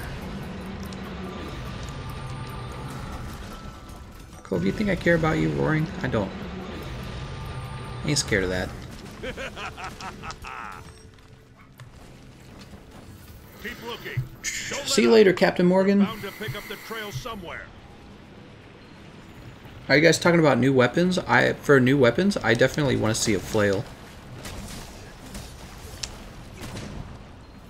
Like a big mace with the flail at the end. You know what I mean? Like a chain. I think that would be really cool. Look!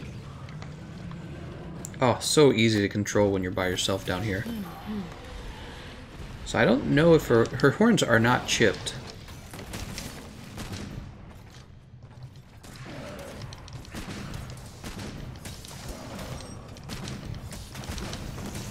Oh, come on, man. I was actually attacking. Why would you do that?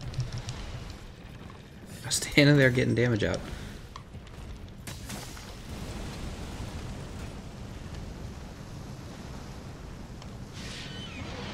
Giant horns chipped. Very nice. And now we're going to run to the back.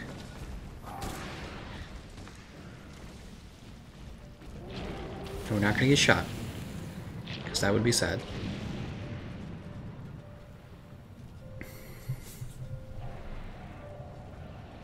Sword and Shield has one of the lowest DPS. I can name a ton of weapons that outclass it DPS wise. I don't know if any of that's true. So I'm an actual... Oh, that sucks. An actual Sword and Shield expert could probably tell you how it compares. Actually, that would be an interesting video to make, to do kind of like a test on max DPS on the different weapon classes. Yeah, that would be interesting.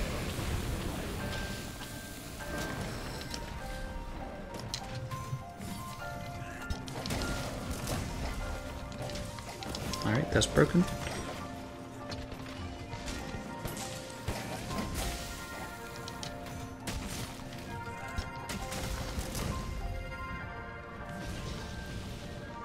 I know you're coming for me, Cove.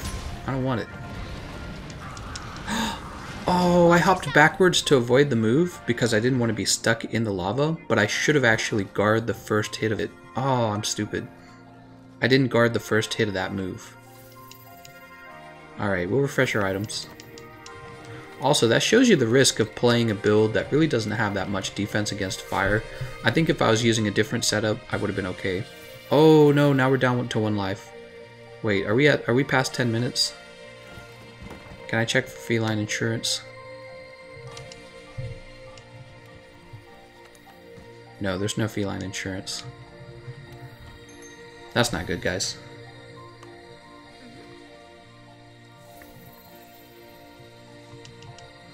You can see what my health bar looks like without vitality. It's kind of a big deal, right? That means you're going to get one-shot by most things. You are not going to survive that. And you can see also that my fire defense is -8. Kind of a big deal. Defense in the game, you mean? Like people would make fun of defense, but I think it's actually pretty meaningful. Watch yourself.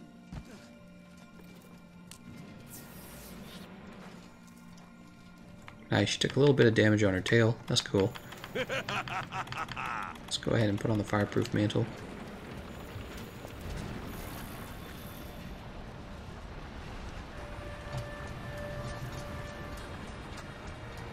Gameconomist, why not use the Wyvern Stake shot? I just have to be sure it's going to land, that's all. Good work, Vipers. I would use it actually with the wide shelling.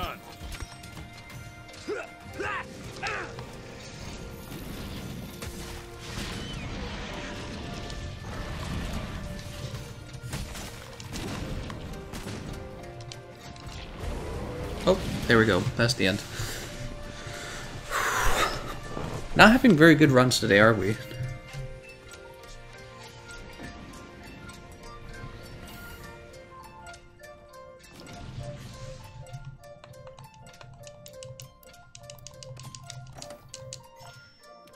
See if the other team already broke her horns. They probably did.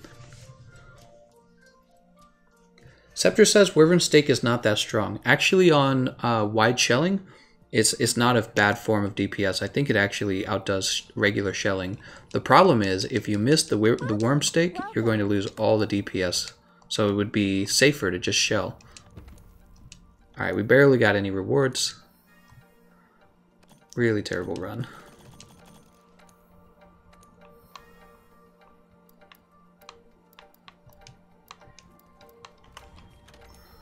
Alright, and so I'll swap over to Forager. You know, I didn't like this build. I feel like A, it lacked defense, and B, using Master's Touch with the Gunlance is not viable.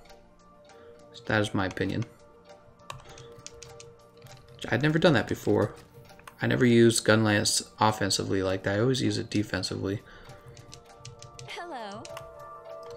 Look what happened to me. I died in a one-shot to one fire move.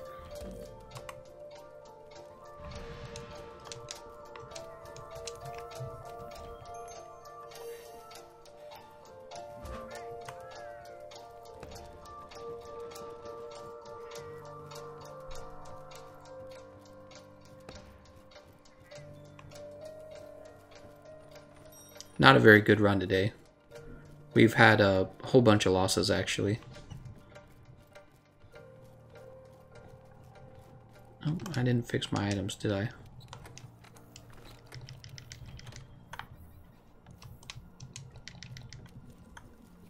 We're at 1 hour and 45 minutes. Also, I just realized that the stream is pretty far behind what's actually going on.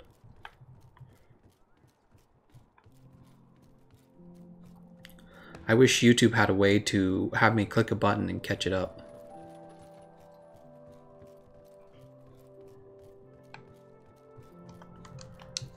Alright. I wonder if it does. I'll check.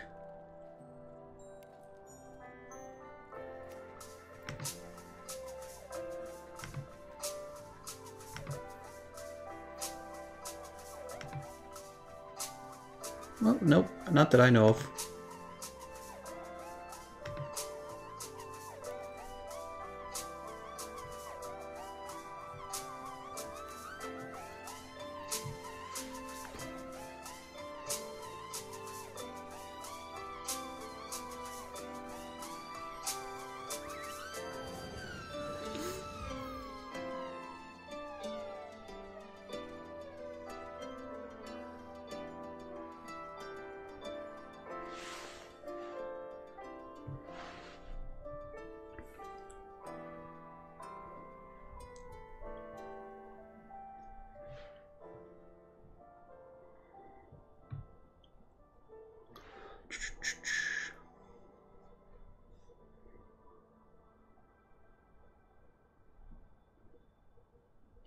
I don't know what you guys are talking about. Are you guys arguing about the viability of Sword and Shield?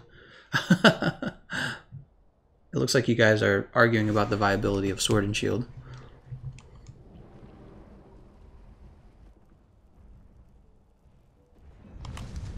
There it is, at last. Reminds me of that time. Now get out there. Let's grab this nitro shroom and jump up here. You ready?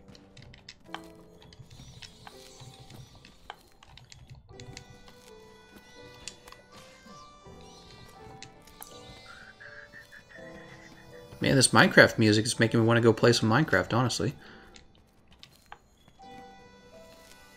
Love that game. It's so fun. I always play vanilla Minecraft. I don't understand the enjoyment of mods. For me, having like the original experience with the game... Oops, not what I want to do. The original experience of the game is what I come for. But I don't know.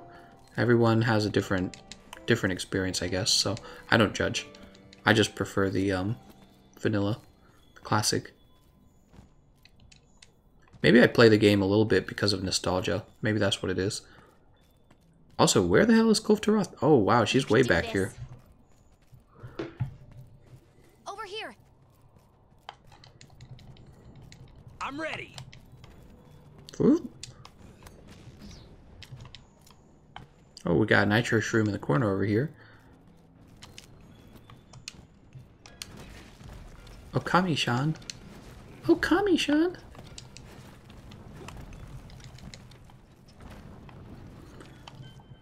How many footprints have I sniffed? Too many. That's the answer.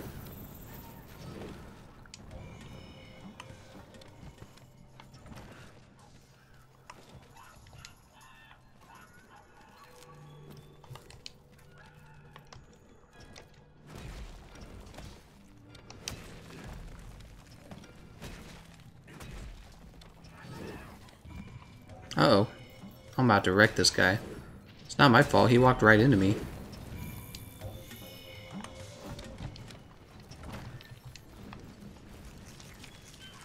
He's over there stunned.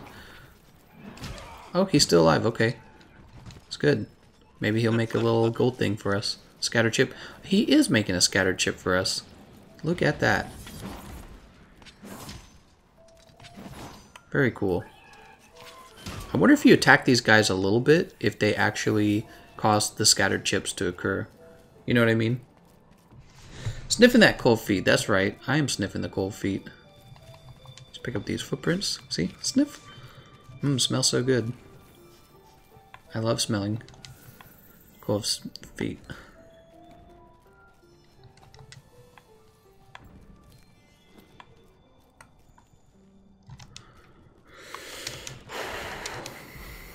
has Gameconomist gotten any more Kulve Taroth weapons he needed? No, I haven't. It's actually really frustrating. So this whole week, there's only one weapon I wanted, guys. One weapon. I wanted to get an insect glaive so that I could make a top 5 insect glaive video after doing extensive testing. I wanted that testing to include getting the Thunder insect glaive and testing it on Kulve Taroth. But I can't get the Kiar Thunder insect glaive. It almost makes you wonder, what's the point of having a top 5, weapon guide if you know a chunk of people are never going to own these weapons? It kind of makes me sad. Scattered gold chip.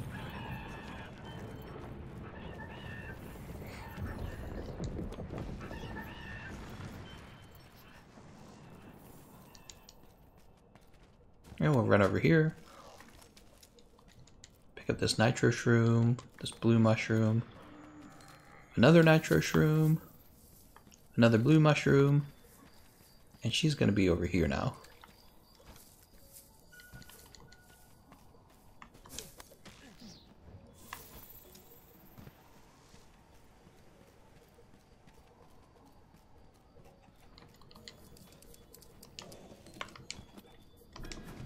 How many weapons of Kiar is missing? I mean, if you missed 2 weapons and got just one of them, that is a good rate.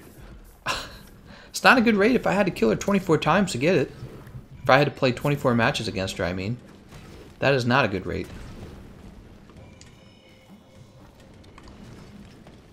You and I might disagree on that.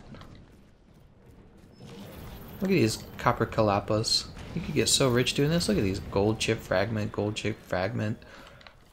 I'm gonna get rich as hell, man.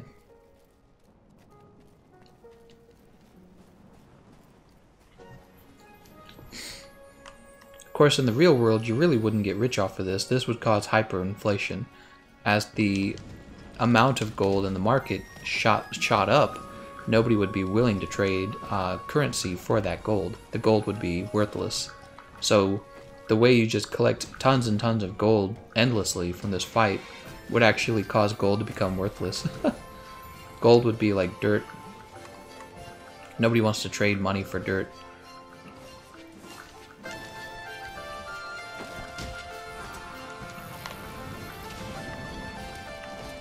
He looks like he's having a little bit of trouble.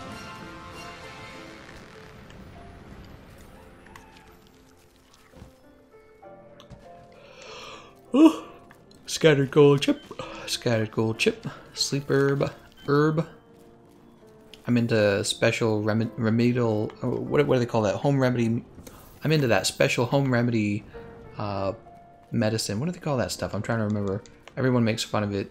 Natural remedy. Oh, I can't remember it. People who make fun of like supplements and stuff like that.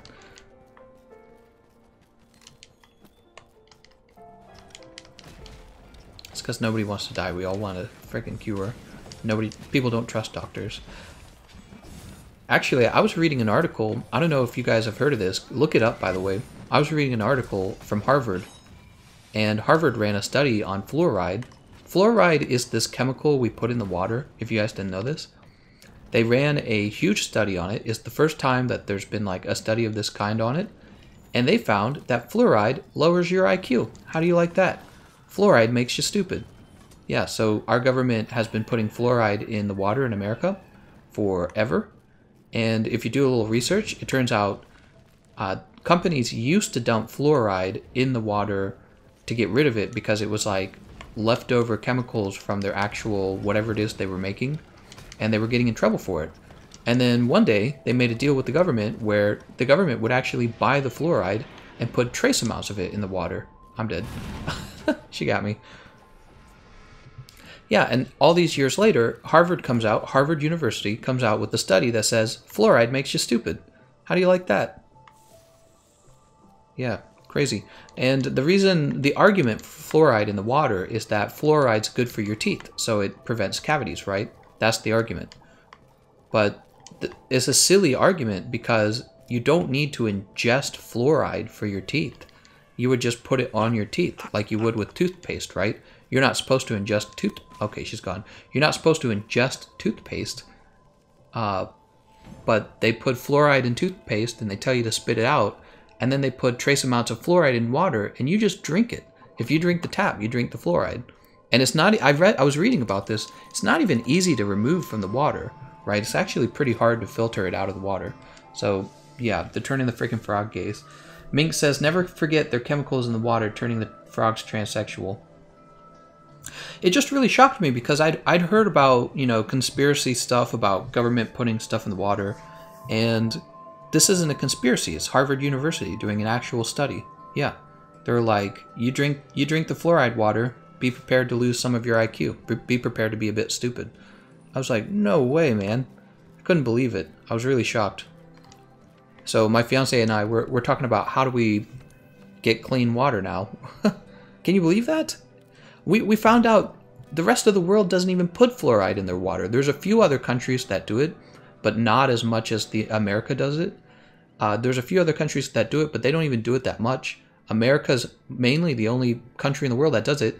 And those other countries don't even have more cavities than us. That was the part that shocked me too. So it's like, you gotta have fluoride in your water because you're gonna get cavities if you don't. And it's just like, what are you talking about? We're fine.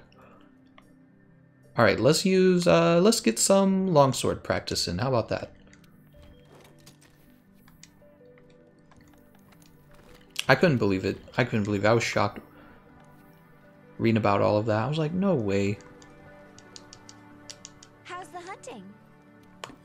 And, yeah, I don't know what to think of it. We're waiting on one group to come back. I think we're just going to play from Pursuit 3, because I don't know if they're going to bring the Pursuit level over 4.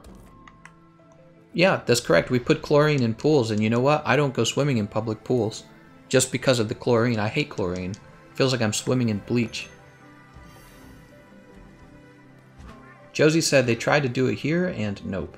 Well, of course, you know, here's the frustrating part.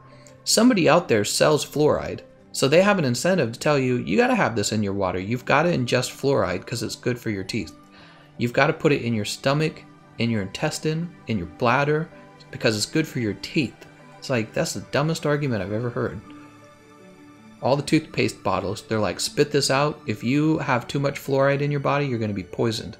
Also, here's this glass of water full of fluoride. Like, what the F?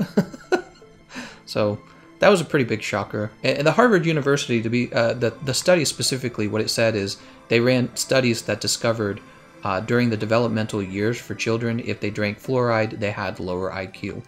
And it was also if you drank fluorinated water while pregnant, your kids would come out with lower IQ. That was the other thing. Absolutely shocking. You know, if it's a chemical that's making your brain stupid, you know it's got to be cancerous. They would never. That's one of the things I learned in statistics when I was in college. It's very hard to tie stuff like low dose radiation. It's very hard to tie that directly to what gave you cancer later on in life. In order to make these connections, these correlations, there has to be these huge studies, very big, large, expensive studies that take like 30 years.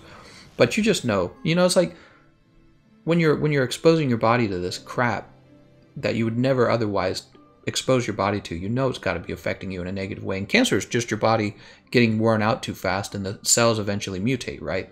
So it's like, you're drinking fluoride, it's making you stupid. There's no way this is a chemical that is not giving you cancer. It's definitely giving you cancer too. Absolutely insane. Tears and Rain says, what's the amount of fluoride an average human can ingest before it reaches the toxic threshold? Well, to put it straightforward, Tears and Rain, one of the reasons why they tell you to keep the toothpaste away from your child is because your child, if he gets a toothpaste bottle and he eats a bunch of the toothpaste out of there, he can actually, I believe he can actually die from that. That gives you an idea of how toxic fluoride is. I mean, Google it for me. I can't Google it while I play. Correlation does not equal causation. Always reigns true. Gameconomist. Oh, of course, I totally agree, Tears and Rain. But that's why I'm saying when I was taking those statistical, I did 2 classes. One in statistics, that was base statistics, right?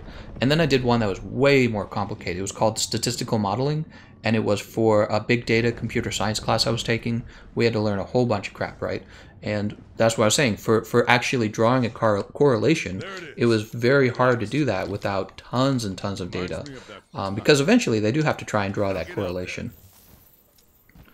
And it's very hard for them to do that, actually. On something like low-dose radiation or the slow ingestion of a small chemical, right, like trace amounts of fluoride in the water, to prove that the government's been poisoning Americans this whole time with fluoride would be very hard to do. And that's part of the frustration. It's just like, if you want to drink the tap, you're going to have to drink fluoride. Also, you can't prove that it's giving you cancer.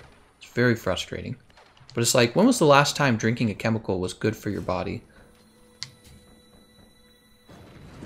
Because time's going by and we're finding out all these chemicals we're so used to, shampoo, dishwasher soap, they all have known carcinogens in them. It's just like, Jesus Christ. Turns out your body's not supposed to be ingesting this stuff. Right? I remember learning that one. Did you guys know that, like, shampoo, laundry detergent, and just regular, like, dishwasher soap, they all have known carcinogens in them, yet we just cover our body, our porous skin in them, and it's just cool. We just do that our whole lives. It's just like, whatever. Not gonna hurt me. It's pretty crazy. Boop. Alright, he's knocked over. We're gonna push this way. Really crazy stuff. And then everyone's got cancer. Of course, you're gonna get cancer either way if you live long enough. I think I'll point it there. Now what is she gonna do when she gets up? Oops, that's not what I wanted. Yeah, I was just really surprised, because I'd heard the whole, like, turning the freaking frogs gay. I'd heard all that stuff. And I just kind of brushed it off as, you know, a guy who makes content kind of being crazy. He puts on a show, he entertains you, he doesn't actually make good content. He's not a doctor, is what I mean.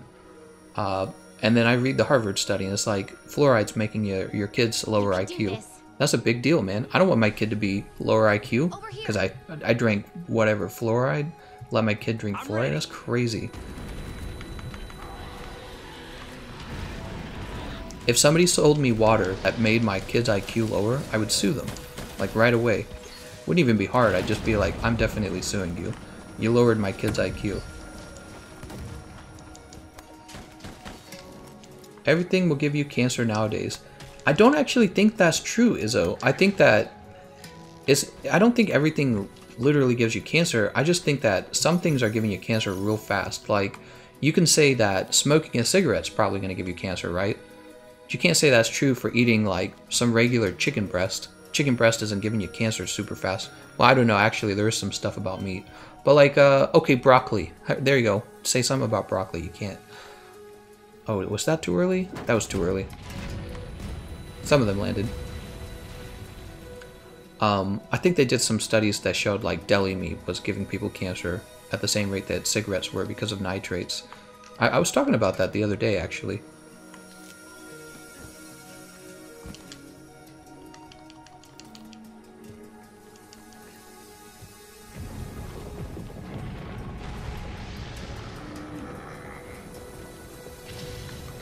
Yeah, so what Tears and Rain is talking about with red meat is not just red meat, is all deli meat.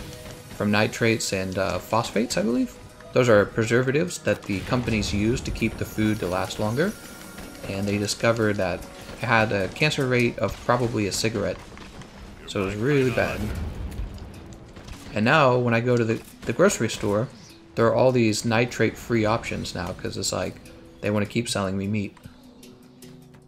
Should I fire on her? I don't really care.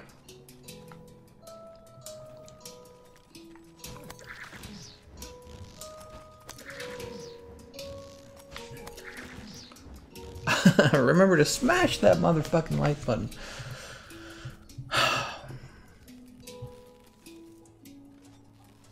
Yeah, I agree. Being able to avoid disease is genetic as well. Kind of tells you if a group of people had genes that were just really healthy, wouldn't you want them to have more babies? I would want that. Somebody would be like, no, that's unethical. We have to have babies allergic to peanut butter.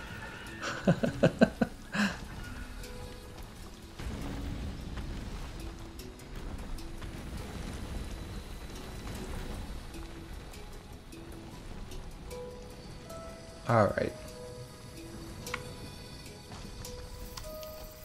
All right. Too early. Terrible.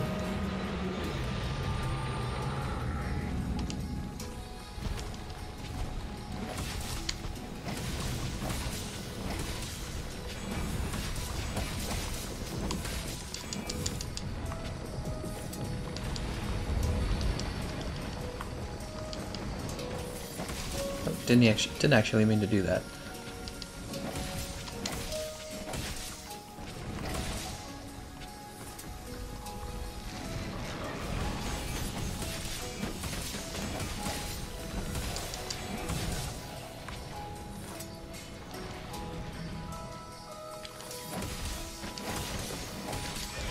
Ouch. That's fire breath. I can't really attack anything right now.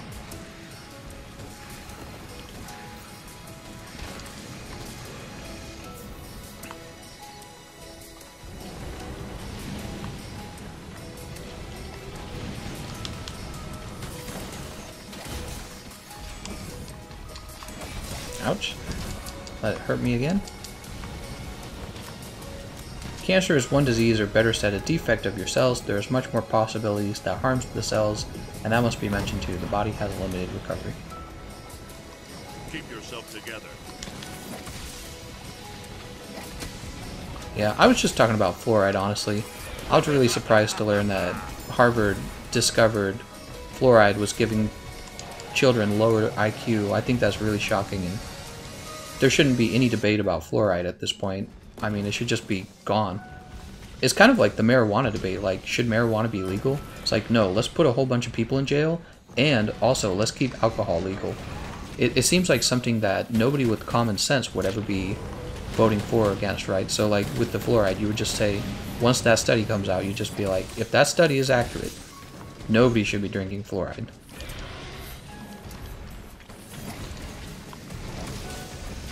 And it just doesn't even make sense why we drink it. It's just in our water because a long time ago, some guy, some business guy said, hey, let me sell you this stuff. It'll lower cavities if they drink it and ingest it into their intestines. And that's how we got fluoride. This is terrible. Like, how is that a good reasoning for anything?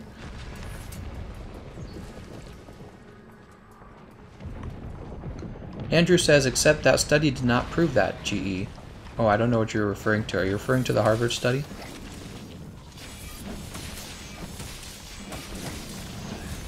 There we go.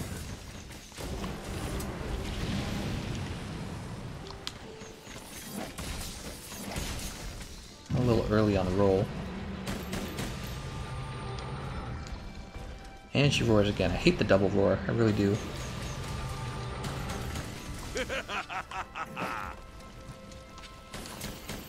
Keep looking. Don't let up. We're bound to pick up the trail somewhere.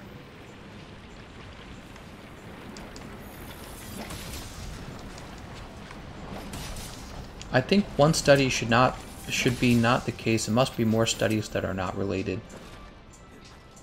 I mean, in general, I just prefer for there to be no chemicals in the things that I ingest. I don't know about you guys. I think that...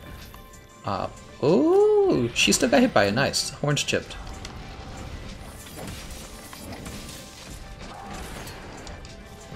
Oh, we lost Fei. That sucks.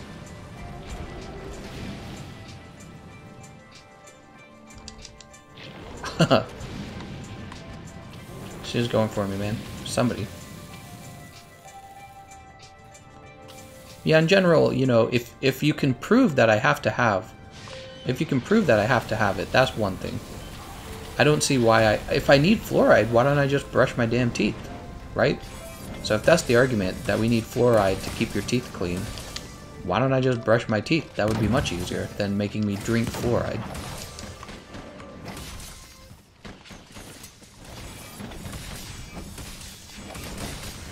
Watch yourself.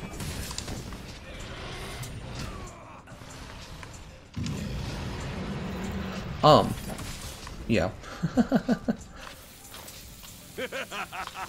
The next large-scale study the major universities should study is how your video narration causes an increase in sleep among insomniac patients. You're funny, man. Prince Cupcake says he's spreading misinformation. Search Snopes Harvard fluoride. I'll actually do that right now, since we're waiting for people to come back. Snopes Harvard fluoride. You could be right. Well, give me 1 second. It doesn't specifically mention Harvard yet. Let's see. Harvard. The most famous and commonly cited study, misleading press release about it that was incorrectly covered as a Reuters report used to link fluoride to reduced IQ, was published by a team of Harvard researchers. This paper, a meta-analysis of previously conducted studies that compared populations of children exposed to various levels of naturally occurring fluoride in their water, concluded findings from our meta-analysis of 27 studies published over 22 years suggest an inverse association between high fluoride exposure and children's intelligence. Children who lived in areas with high fluoride had lower IQs than those who lived in low exposure or control areas. Oh, by the way, we actually need to change our build. What am I doing, man? There was a lot of variability across the studies, but generally the high fluoride groups were in the 210 mgl range, while the reference low fluoride group were in the 0.5 1.0 mgl range. In other words, fluorinated water in the US has the same level of fluoride as the control or low fluoride group in the China studies. Oh, so this is a meta-analysis of studies done in China. Hold on, let me go ahead and change my build now. Here we are. And the negative association with IQ was only found where fluoride levels were much higher, generally above EPA limits. So let me say this about what I just read here on Snopes, because I do trust Snopes. So basically what they're saying is that, well, the study showed that exposure to high fluoride caused a lowering of your IQ, whereas the control group was a lower amount of fluoride. I would say what you would want to do then is have a study that says children that are exposed to no fluoride as opposed to low fluoride. I feel like it's like this. I live in, I'm from St. Louis, Missouri, and we found out that Missouri was part of the Manhattan Project to build the first atomic bombs, right? And what they did in St. Louis is they dumped a bunch of nuclear waste. They dumped a bunch of nuclear waste. Oh dear. And what ended up happening is people who lived near the waste, it can't be proven why, but they all seem to get a similar type of cancer. This was all documented in, I can't remember, nuclear. There was a documentary on it recently, and it was such a serious issue that the St. Louis government, oh, we just lost again before I could do anything. That's sad.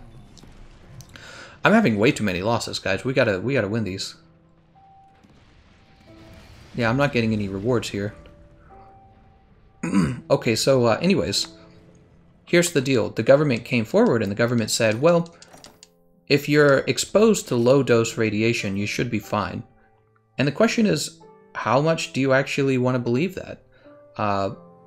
With the nuclear waste in St. Louis, the government only said that after it was revealed that people were living next to the nuclear waste, right? The government didn't even want to talk about it. It was a secret. And then people actually figured it out on their own that they were living next to nuclear waste. And it happened to be a community that had noticed that they were all getting the same cancer. So that's what had happened. So it was a big scandal. And after a lot of work, after a lot of publicity and a documentary was made, the United States government finally agreed to scoop the nuclear waste out of this. It was in a, I can't remember what it was in. Hold on. They finally agreed to scoop it away out of what do they call that? Dumping ground, a waste ground? The place where you dump your trash, right? The government dumps it. Landfill. It was only after the whole issue received a ton of publicity that the federal government, or the government of Missouri, decided, okay, we'll take all this nuclear waste and get rid of it. Because it turns out people don't want to live next to low-dose radiation. Because, sure, the science says, oh, low-dose radiation won't give you cancer, but nobody believes it. And I would say probably the same, I feel the same way probably about, we should start at 6, shouldn't we? I feel the same way about fluoride. So if you have a study that shows exposure to fluoride lowers the IQ of... Oh, they actually finished it. Oh. Well, that's great. Okay, well, we'll just start a new one. My bad. We could have started and actually gotten 6 rewards, potentially. What do we get? Nothing. Anyways, my point is, I don't want to be near low-dose radiation, and I don't want to drink low doses of any chemical, right? Like, what if you told me, Gameconomist, you could drink bleach at low doses, and the government tells you it's not going to do anything negative to you. Also, here's this study that shows if you drink more bleach, it does do things. I would just be like, why don't I not eat? I don't drink bleach. That would be the solution, right? That would be much smarter. And then I would point over to all of the European countries that currently do not drink low-dose bleach, and they have exactly the same level of cavities. So the question is, why is my government using my tax dollars to pay companies to put fluoride in the water if it's not actually helping with cavities any more than it would in Europe?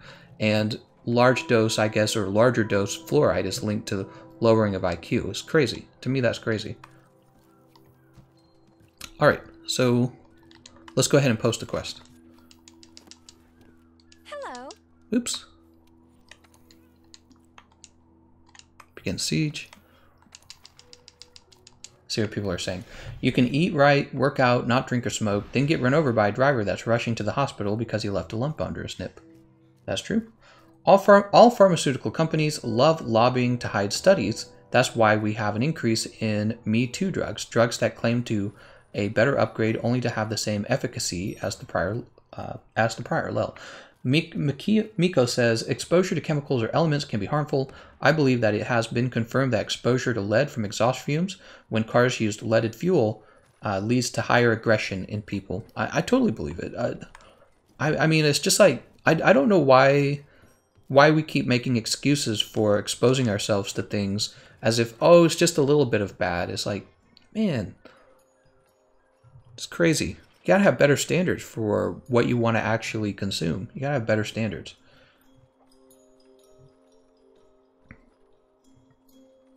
Why under the nip? All material you expose your body to has a range where you will not take harm, but this range can be very, very small. So that's the thing, James Dice. This suggestion that there's no relationship between the exposure, I don't know how much of that I actually believe. That would, if it has no change in your body, then are you actually even exposed? So if I were to take a strawberry and eat it, you would say I ate a strawberry. If I took one strawberry molecule and ate it, would you say I still ate a strawberry? And you're saying no, and I'm saying, well, then what did I eat? Was it nothing? It was something. It was just very, very small. Now, the question is, if you're talking about trace amounts of like nuclear radiation, trace amounts of nuclear radiation, how long do you want to be exposed to that? And these people, they live in, it's called Earth City. Look it up, Earth City, Missouri, nuclear waste. They discovered that the government had been hiding since the Manhattan Project in the 1950s.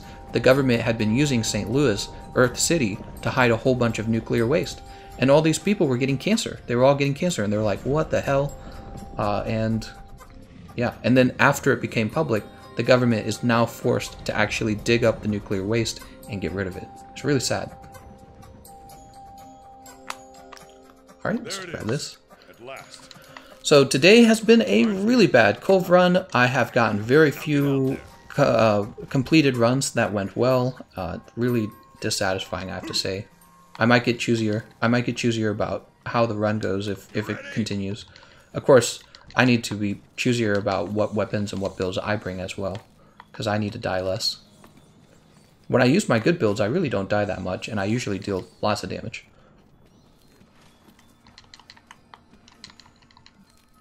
Oop. You gotta be kidding me, man.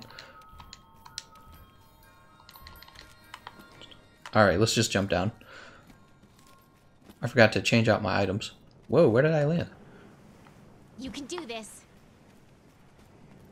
I think what happened with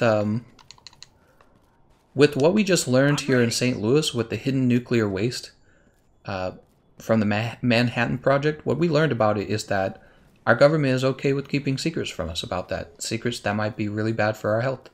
Like the government, before the houses were built around the nuclear waste, the government could have just stepped in and been like, don't build houses there, there's nuclear waste. They didn't do that.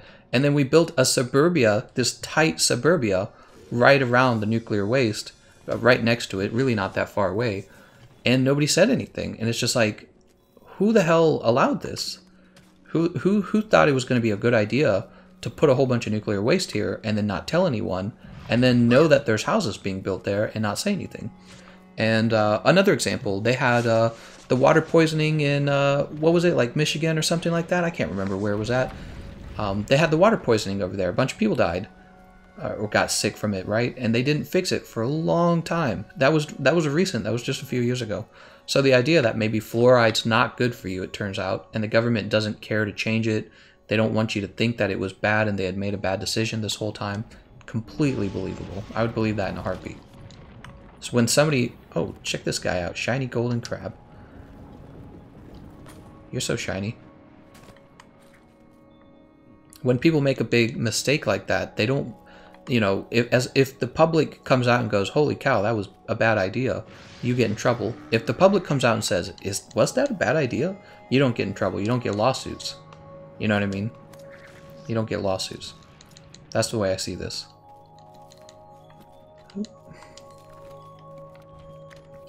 Doctors get a big kickback when prescribing certain drugs. For years, doctors used to prescribe antipsychotic, but if you were not psychotic, it could lead to depression and mental deterioration.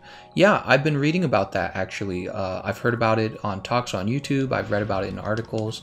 Doctors, you know, they have huge student debts to pay off. Doctors aspire to be wealthy just like anyone else, and they have an incentive to sell these drugs that aren't necessary, and they don't necessarily solve your issues either. So like, they were talking, I think I saw a headline article, I didn't actually end up clicking on it, but it was talking about how boys who took, what was it, Ritalin as opposed to something else, it was a different type of ADHD drug, they had like a 50% chance of an increase in their psychotic disorder, and it was just like, dude, that's somebody's life, man. This little kid, he had no chance. Mommy took him to the doctor because she didn't like how he was acting in school, told him, hey, you're going to swallow these now, and now you're like 25 and you've got psychotic disorders. It's fucking insane. And the doctors are just like, I don't know, we're making money off of it, right? You know what I mean? Like, you're a doctor, you're like, well, the companies told me it was good. Well, that's what you're going to say as a doctor. And of course, the reality as a doctor, you want it to be good because you want to be able to sell that shit, right? You're selling candy. You're selling your products. I'm talking about all this stuff. We're talking about health now. The turn of the freaking frog's gay. That guy's crazy. He's fun, though. He is fun. Alex Jones. Jason Dragoon says, I take antipsychotics. I definitely need them all. Sure. I'm not saying anything against antipsychotic drugs. I took psychology and abnormal psychology. I'm not saying that. But I am saying that... we need to be careful with incentives. So with the what's the word for it? Sorry, it's hard to play and speak really speak really well, really elegantly. It's hard to do that. We have the drug abuse problem with people taking, what are they called? Opioids. There we go. The opioid epidemic. It's like a rhyming word right out of a poem. Opioid epidemic. So we have this issue, and mostly everybody already knows why it was caused, is because opioids mimic heroin, and doctors were prescribing it in large amounts, and it was easy to get your prescription refilled, and then people were getting physically addicted to the opioids, and afterwards, since they couldn't get it from the doctors anymore, they're like, then I'm just going to do actual heroin. And then now we have this crazy number of people dying from opioids, right?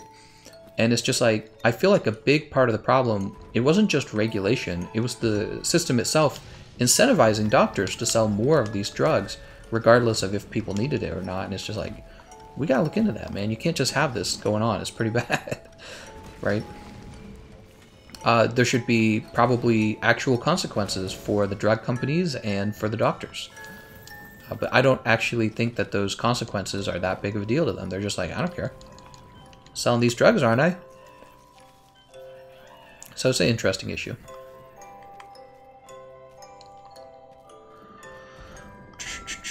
Don't look to private enterprise to behave any better. If you want a better government, you can vote for a party that actually enforces oversight and regulation against poisoning you. So Prince Cupcakes, you and I agree on that issue. I don't think that there are people who believe in, I think the term is like anarcho-capitalism, where there's no regulation at all. And I think that's just, it doesn't end well. It doesn't end well. You do have to have some regulation, and you do have to have some oversight, or else things will get out of hand. Because corporations, they have one goal in mind. They have to increase their bottom line. They have to grow. They have to make lots of money. And that's great. That employs a lot of people, and it creates cheap products. I love corporations, right? We get all of the nicest things from corporations. I have a big screen TV. I have a laptop. I have a microphone. I earn money on YouTube. Corporations have done a lot for us. But at the same time, you just have to accept that they are not driven by what's necessarily good for society. They're driven by whatever's good for them, and that's it. And you have to accept that that's the nature of how they work. So that's why we have regulation, and that's why we have oversight. That's exactly why. That's why we stopped the dumping of fluoride in lakes and rivers. We stopped that. We stopped the dumping of fluoride in lakes and rivers, and now our government buys fluoride and makes us ingest it because it's in small doses. It's in small doses. It's good for you. F that, man. That's crazy talk. That sounds like straight up crazy talk. I do not trust the government that much to be telling, like, if I actually needed to ingest fluoride, great. I'll buy some fluoride from the store and I'll drink it. Do not put it in my tap water. That is crazy talk.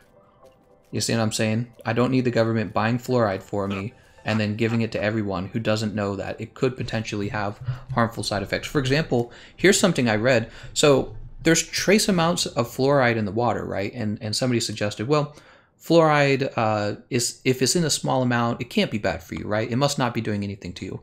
But here's one of the issues. When you actually boil water, the fluoride actually gets concentrated. The more you boil, the more concentrated it is. I make soup all the time. Well, what do you do when you make soup? You bring water up to a boil. That's one of the things you do. So, you know, it's just a point. I don't think people generally boil a whole bunch of water and drink it. But the thing is, as the water evaporates out of the pot, what's left behind are stronger amounts of fluoride, right? And everybody's different, right? Some people are smaller, some people are larger. Your ability to ingest fluoride could be different, so you don't know. It's just a bad idea, man. Just let people buy fluoride at the store. If you really need fluoride, tell people they need it. Let them buy it at the store. Don't make us drink it. It's crazy. All right, let's go ahead and change builds. We're going to do the Wyvern Ignition Impact Greysword. And honestly, we need a win at this point. We've been losing a lot of these, and it's kind of frustrating at this point. So no more dying. We're going to play more seriously. Which means I can't die. I need to be alive. Hi. Kulve Taroth. Oh, wait. We're waiting on one group to come back. Let's go check on our mushrooms in the meantime.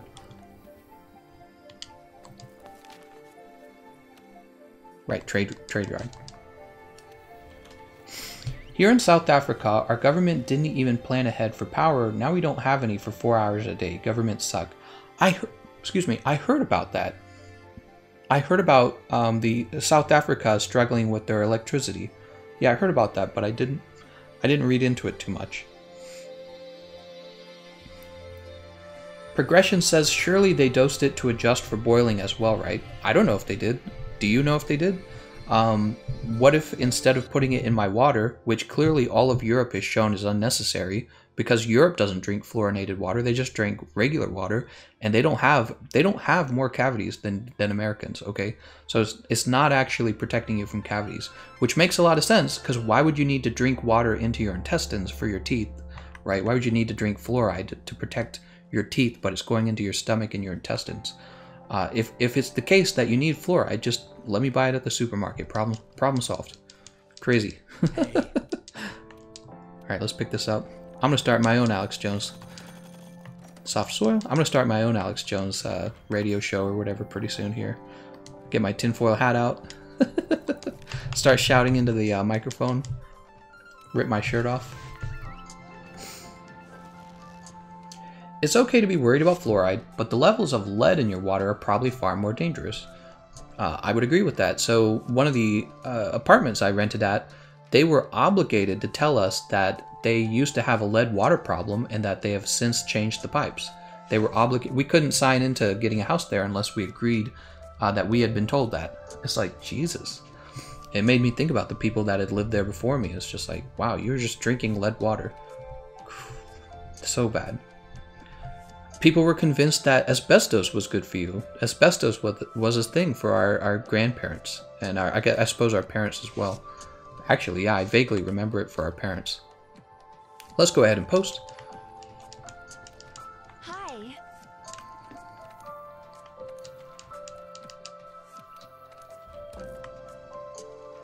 If you follow the Alex Jones format, you're going to be censored by every form of media. Oh, God.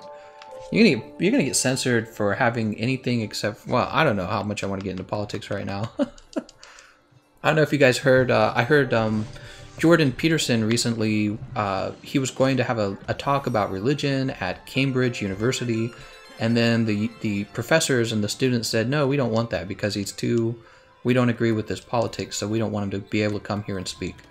And now he doesn't get to go there. Effectively, what that means is people are not open to, you know, the free exchange of ideas, which is, in my opinion, pretty much at the core of a democracy. You can't have a democracy where you tell people they're not allowed to have a voice. No freedom of speech. This is just the way it is. If you break the rules, we're going to punish you. That's like the opposite of a democracy to me. So, really stupid.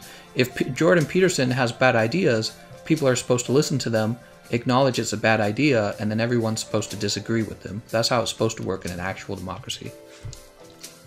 Crazy people. I still don't get why they censored Alex Jones. Dude's a pure act for entertainment. Trying to remember. I'm sure he just said things that... I'm sure he said things that were inappropriate. He seemed like the kind of guy who would say something inappropriate. They all banned him at the same time, didn't they? Yeah, it was Apple, YouTube. I'm pretty sure Twitter banned him. I don't know, man. I don't want chemicals that turn me gay. I have a fiance and I don't want to blow it. That Gameconomist right now. Morales legalize it and run campaigns to get off the drugs and then forbid it again, like Swiss and heroin. He spreads disinformation. Oh, Alex Jones does. That's, you know, I mean, I can understand that. But so, you know, I've been going shopping at the local grocery store my whole life. We all have. And every time I go, there's this magazine called The Inquirer. And The Inquirer just says, like, the craziest shit every time. It's got, like, woman finds Jesus in her toast. And Hillary Clinton, part of sex gang and stuff like that. Right? Every single time I see that magazine, it's crazy talk. Nobody's ever banned that magazine. You know, the magazine has always been allowed to exist. And it's your job to take a look at information and be able to discern between what is... Is that actually going to hit? Yeah, it is.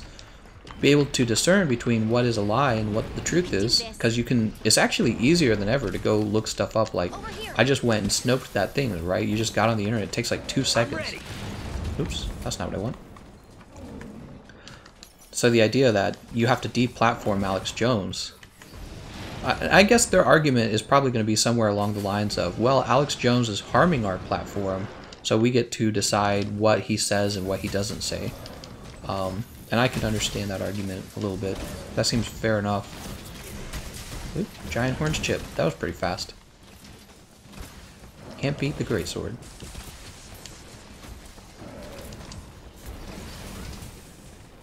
The thing is, if places like Facebook and Twitter and whatever, if they're allowed to say, hey, this is not a free open platform for anyone to say anything, if they're allowed to say that, then they need to be held responsible for anything that gets said on their website.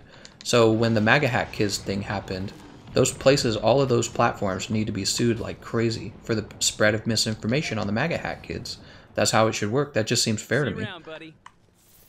That, or they need to go back to saying, we're just a free open platform and we're not going to actually regulate speech that much. I don't know. It's a complex issue. It's a complex issue. I was talking earlier about how I would like to see the giant tech companies actually be broken up the way we broke up our oil companies back in 1911, because they're too powerful. I would actually support that a lot.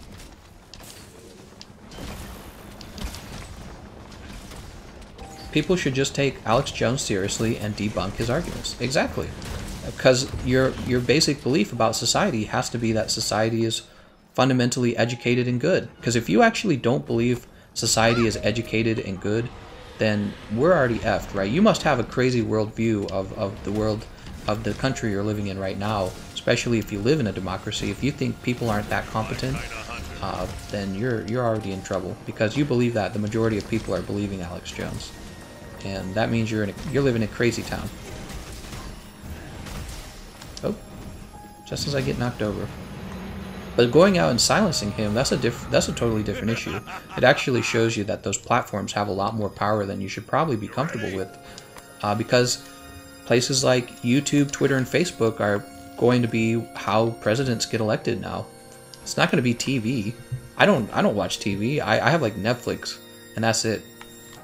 And I didn't even buy it. My fiance bought it. If my fiance had not bought Netflix, I would not own Netflix. I would just have YouTube.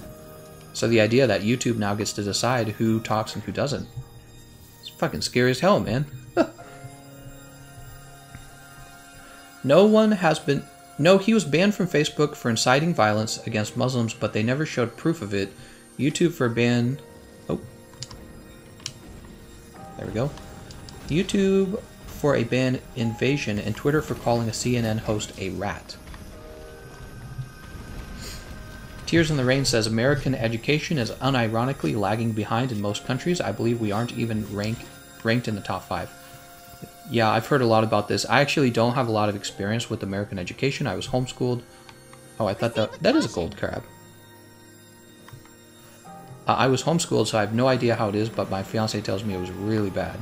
She says that the problem with a lot of the public high schools is that everyone focuses on their popularity, and they focus on getting to have sex with each other and bullying each other, and there is not a lot of focus on the actual education itself. And if you're somebody who likes to focus on the education, you actually get made fun of and you get teased for it, which I guess she was kind of a nerd, and she actually did do a lot of the studying. If that's true, that's got to change. I don't know how you change something like that. All I can think of is the parents, right? Like, I want to say it's the kids' fault too, but certainly the parents' fault.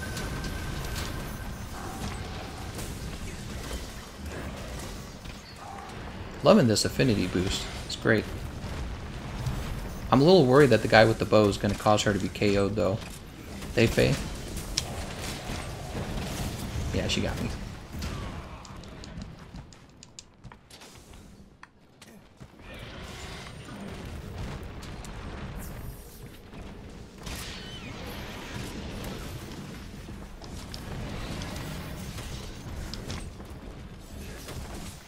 All right.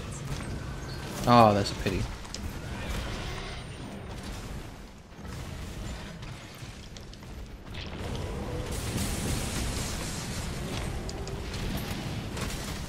How's her back tail doing?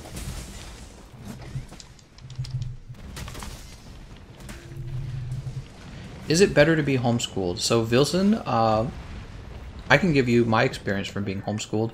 I would say sometimes it's better to be homeschooled, sometimes it's not. When it comes to homeschooling, here's what you find. So I was part of a big homeschooling group in St. Louis. There was like, I want to say like 200 families, and that, when you count all the children, it came out to a huge number of children. And what you would see is you would see a few kind of like patterns emerge about who actually that is going to hurt. You'd see a pattern emerge on who actually became a homeschooler. And sometimes people became homeschoolings because they were actually very bad in public school. They weren't that smart. They couldn't score well. It was hurting them. You know, they were getting in trouble with the teachers. And then the parents would pull them and be like, okay, you're homeschooled now.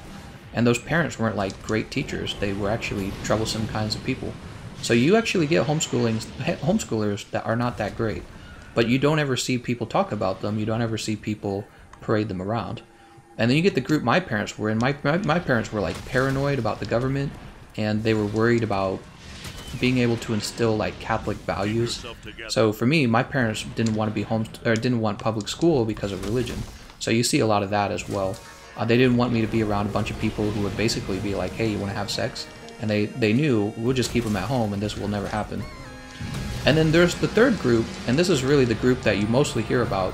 There's a group of people who are like basically geniuses. They're super smart. It's very obvious. They sit around doing nothing but reading. And then these kids are the homeschoolers you hear about because they go on to college with the perfect perfect GPA. That's what they do. And they go, oh, I was homeschooled. That's what they say. And what's interesting about those kids, I don't think it would matter where they went to school because they just sit around studying all day. They're like superhuman or something. I don't know what caused it to be that way. A lot of the time, their parents are very successful and their parents are very intelligent as well, so it's not surprising at all. Okay, is she gonna come forward? She's gonna come forward. So those are the three groups of homeschoolers you'd find. You'd actually find a lot of screw-ups. You'd find people who are trying to practice their religion and they don't trust the government. And then you would find people who are genuinely like very, very intelligent, like geniuses. And the parents know that the kids are this smart, and the parents say, hey, you do whatever it is you want to work on. You don't need to learn that other stuff at school. Just do whatever it is you like to work on. And those kids would go on to learn like something really well. Usually math actually is what you'd see. You'd see a lot of math.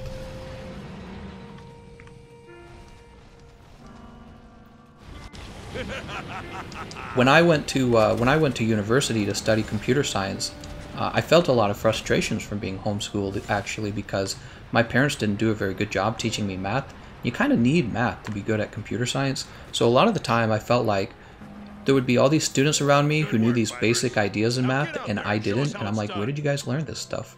And I was like, they learned it at public school. Where do you think they learned it? I was like, oh, that would have been nice if I could have been taught some of this before I got to college. So a lot of the times in the math classes, especially early on, I had to learn. It wasn't just like ideas in math, it was like learning how to learn math. You know what I mean? Like you have to learn how to learn math. You have to know how is it that you get good at learning math. It's almost like learning how to be a student. And I had no concept of that. Oh look, I dodged, I didn't need to. Because I'm wearing the temporal mantle. God, the greatsword's such a great weapon.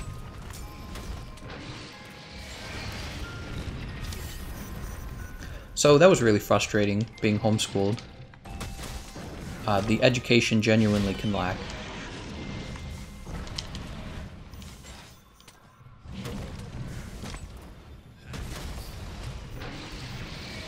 On the other hand, you know, I didn't actually have to deal with bullies. I didn't actually accidentally get a girl pregnant, right? If I was completely non-Catholic when I was younger, if I was completely non-Catholic, and I was around a lot of pretty girls, I think I could have accidentally gotten a girl pregnant. I could totally see that happening. Would have changed my whole life if I did, right? I would have a kid right now. But I was homeschooled, so I did not do that. Oh, right, I'm supposed to wake her up.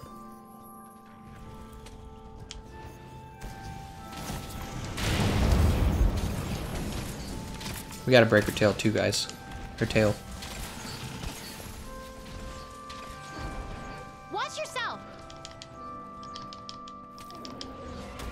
I don't know about HS much because it is in Germany unusual. I think homeschooling can be used to focus on the direction where your student went to go for later in his job.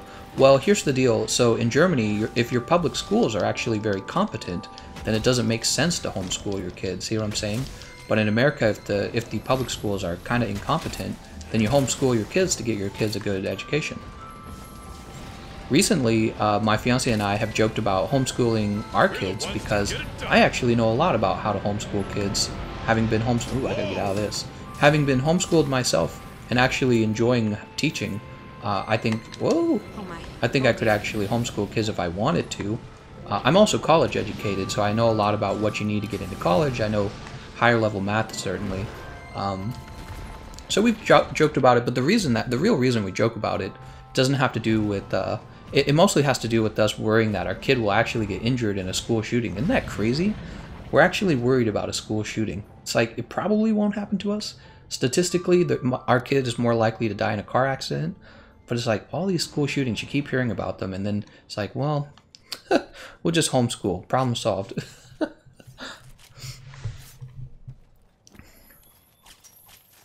Alright, we actually got our rewards. Very good.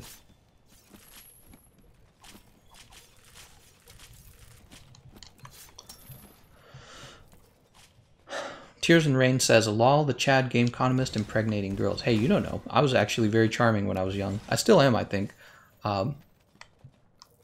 I think I was actually very good with girls when I was younger, but I was also very Catholic, so I didn't mess around because you didn't have sex unless you were going to get married. And so that was the way I saw it. It was like, you have sex after you're married, and that's it. So it never really went past flirting, really, most of the time. In Germany, it is very depending on how good your teachers are. If your teachers are poop, you are normally poop in this area too. Yeah, that makes sense. That makes sense. Frenchie says I was homeschooled too. Okay. Well, that's why you're playing Monster Hunter, Frenchie, instead of Destiny, like all the smart kids.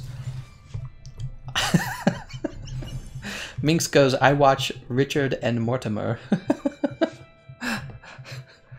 Oh my. Well, I say.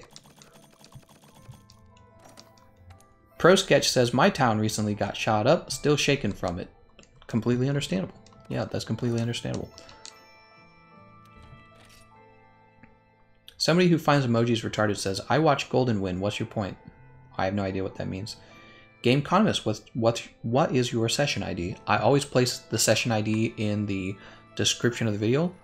Also, guys, that's going to have to be my last run because I'm going to have to leave soon.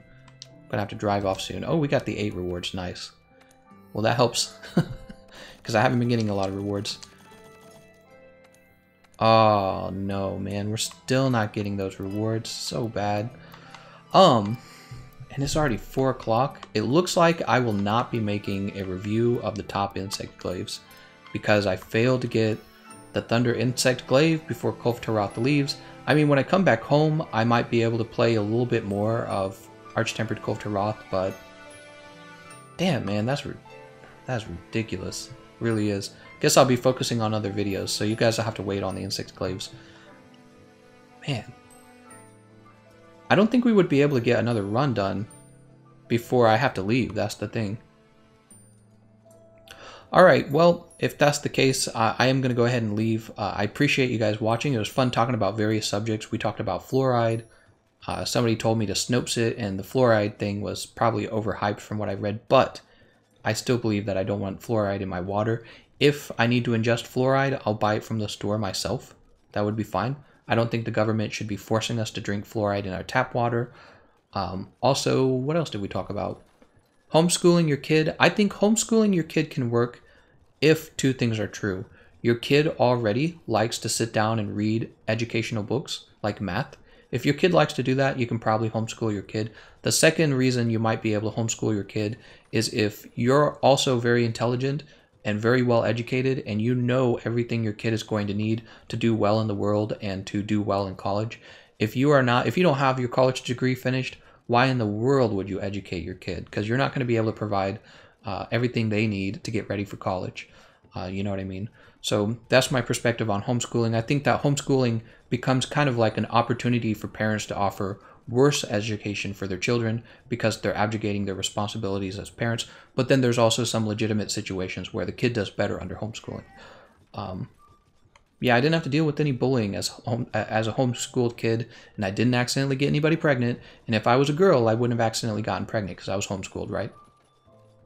Right, that's a big deal. If your daughter gets pregnant and she's keeping the baby, you know, her life is going to turn out very different.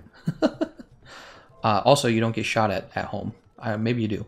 Anyways, I don't know what else we talked about, but I think that's it. I want to thank you guys for watching. It's the end of a very weird stream. And we did not get the insect glaive that we were looking for at the beginning of the week. We farmed her every day, all day, for like 3 hours a day, and she is the stingiest monster in the world. So that's just the way it is. Alright, see you guys later.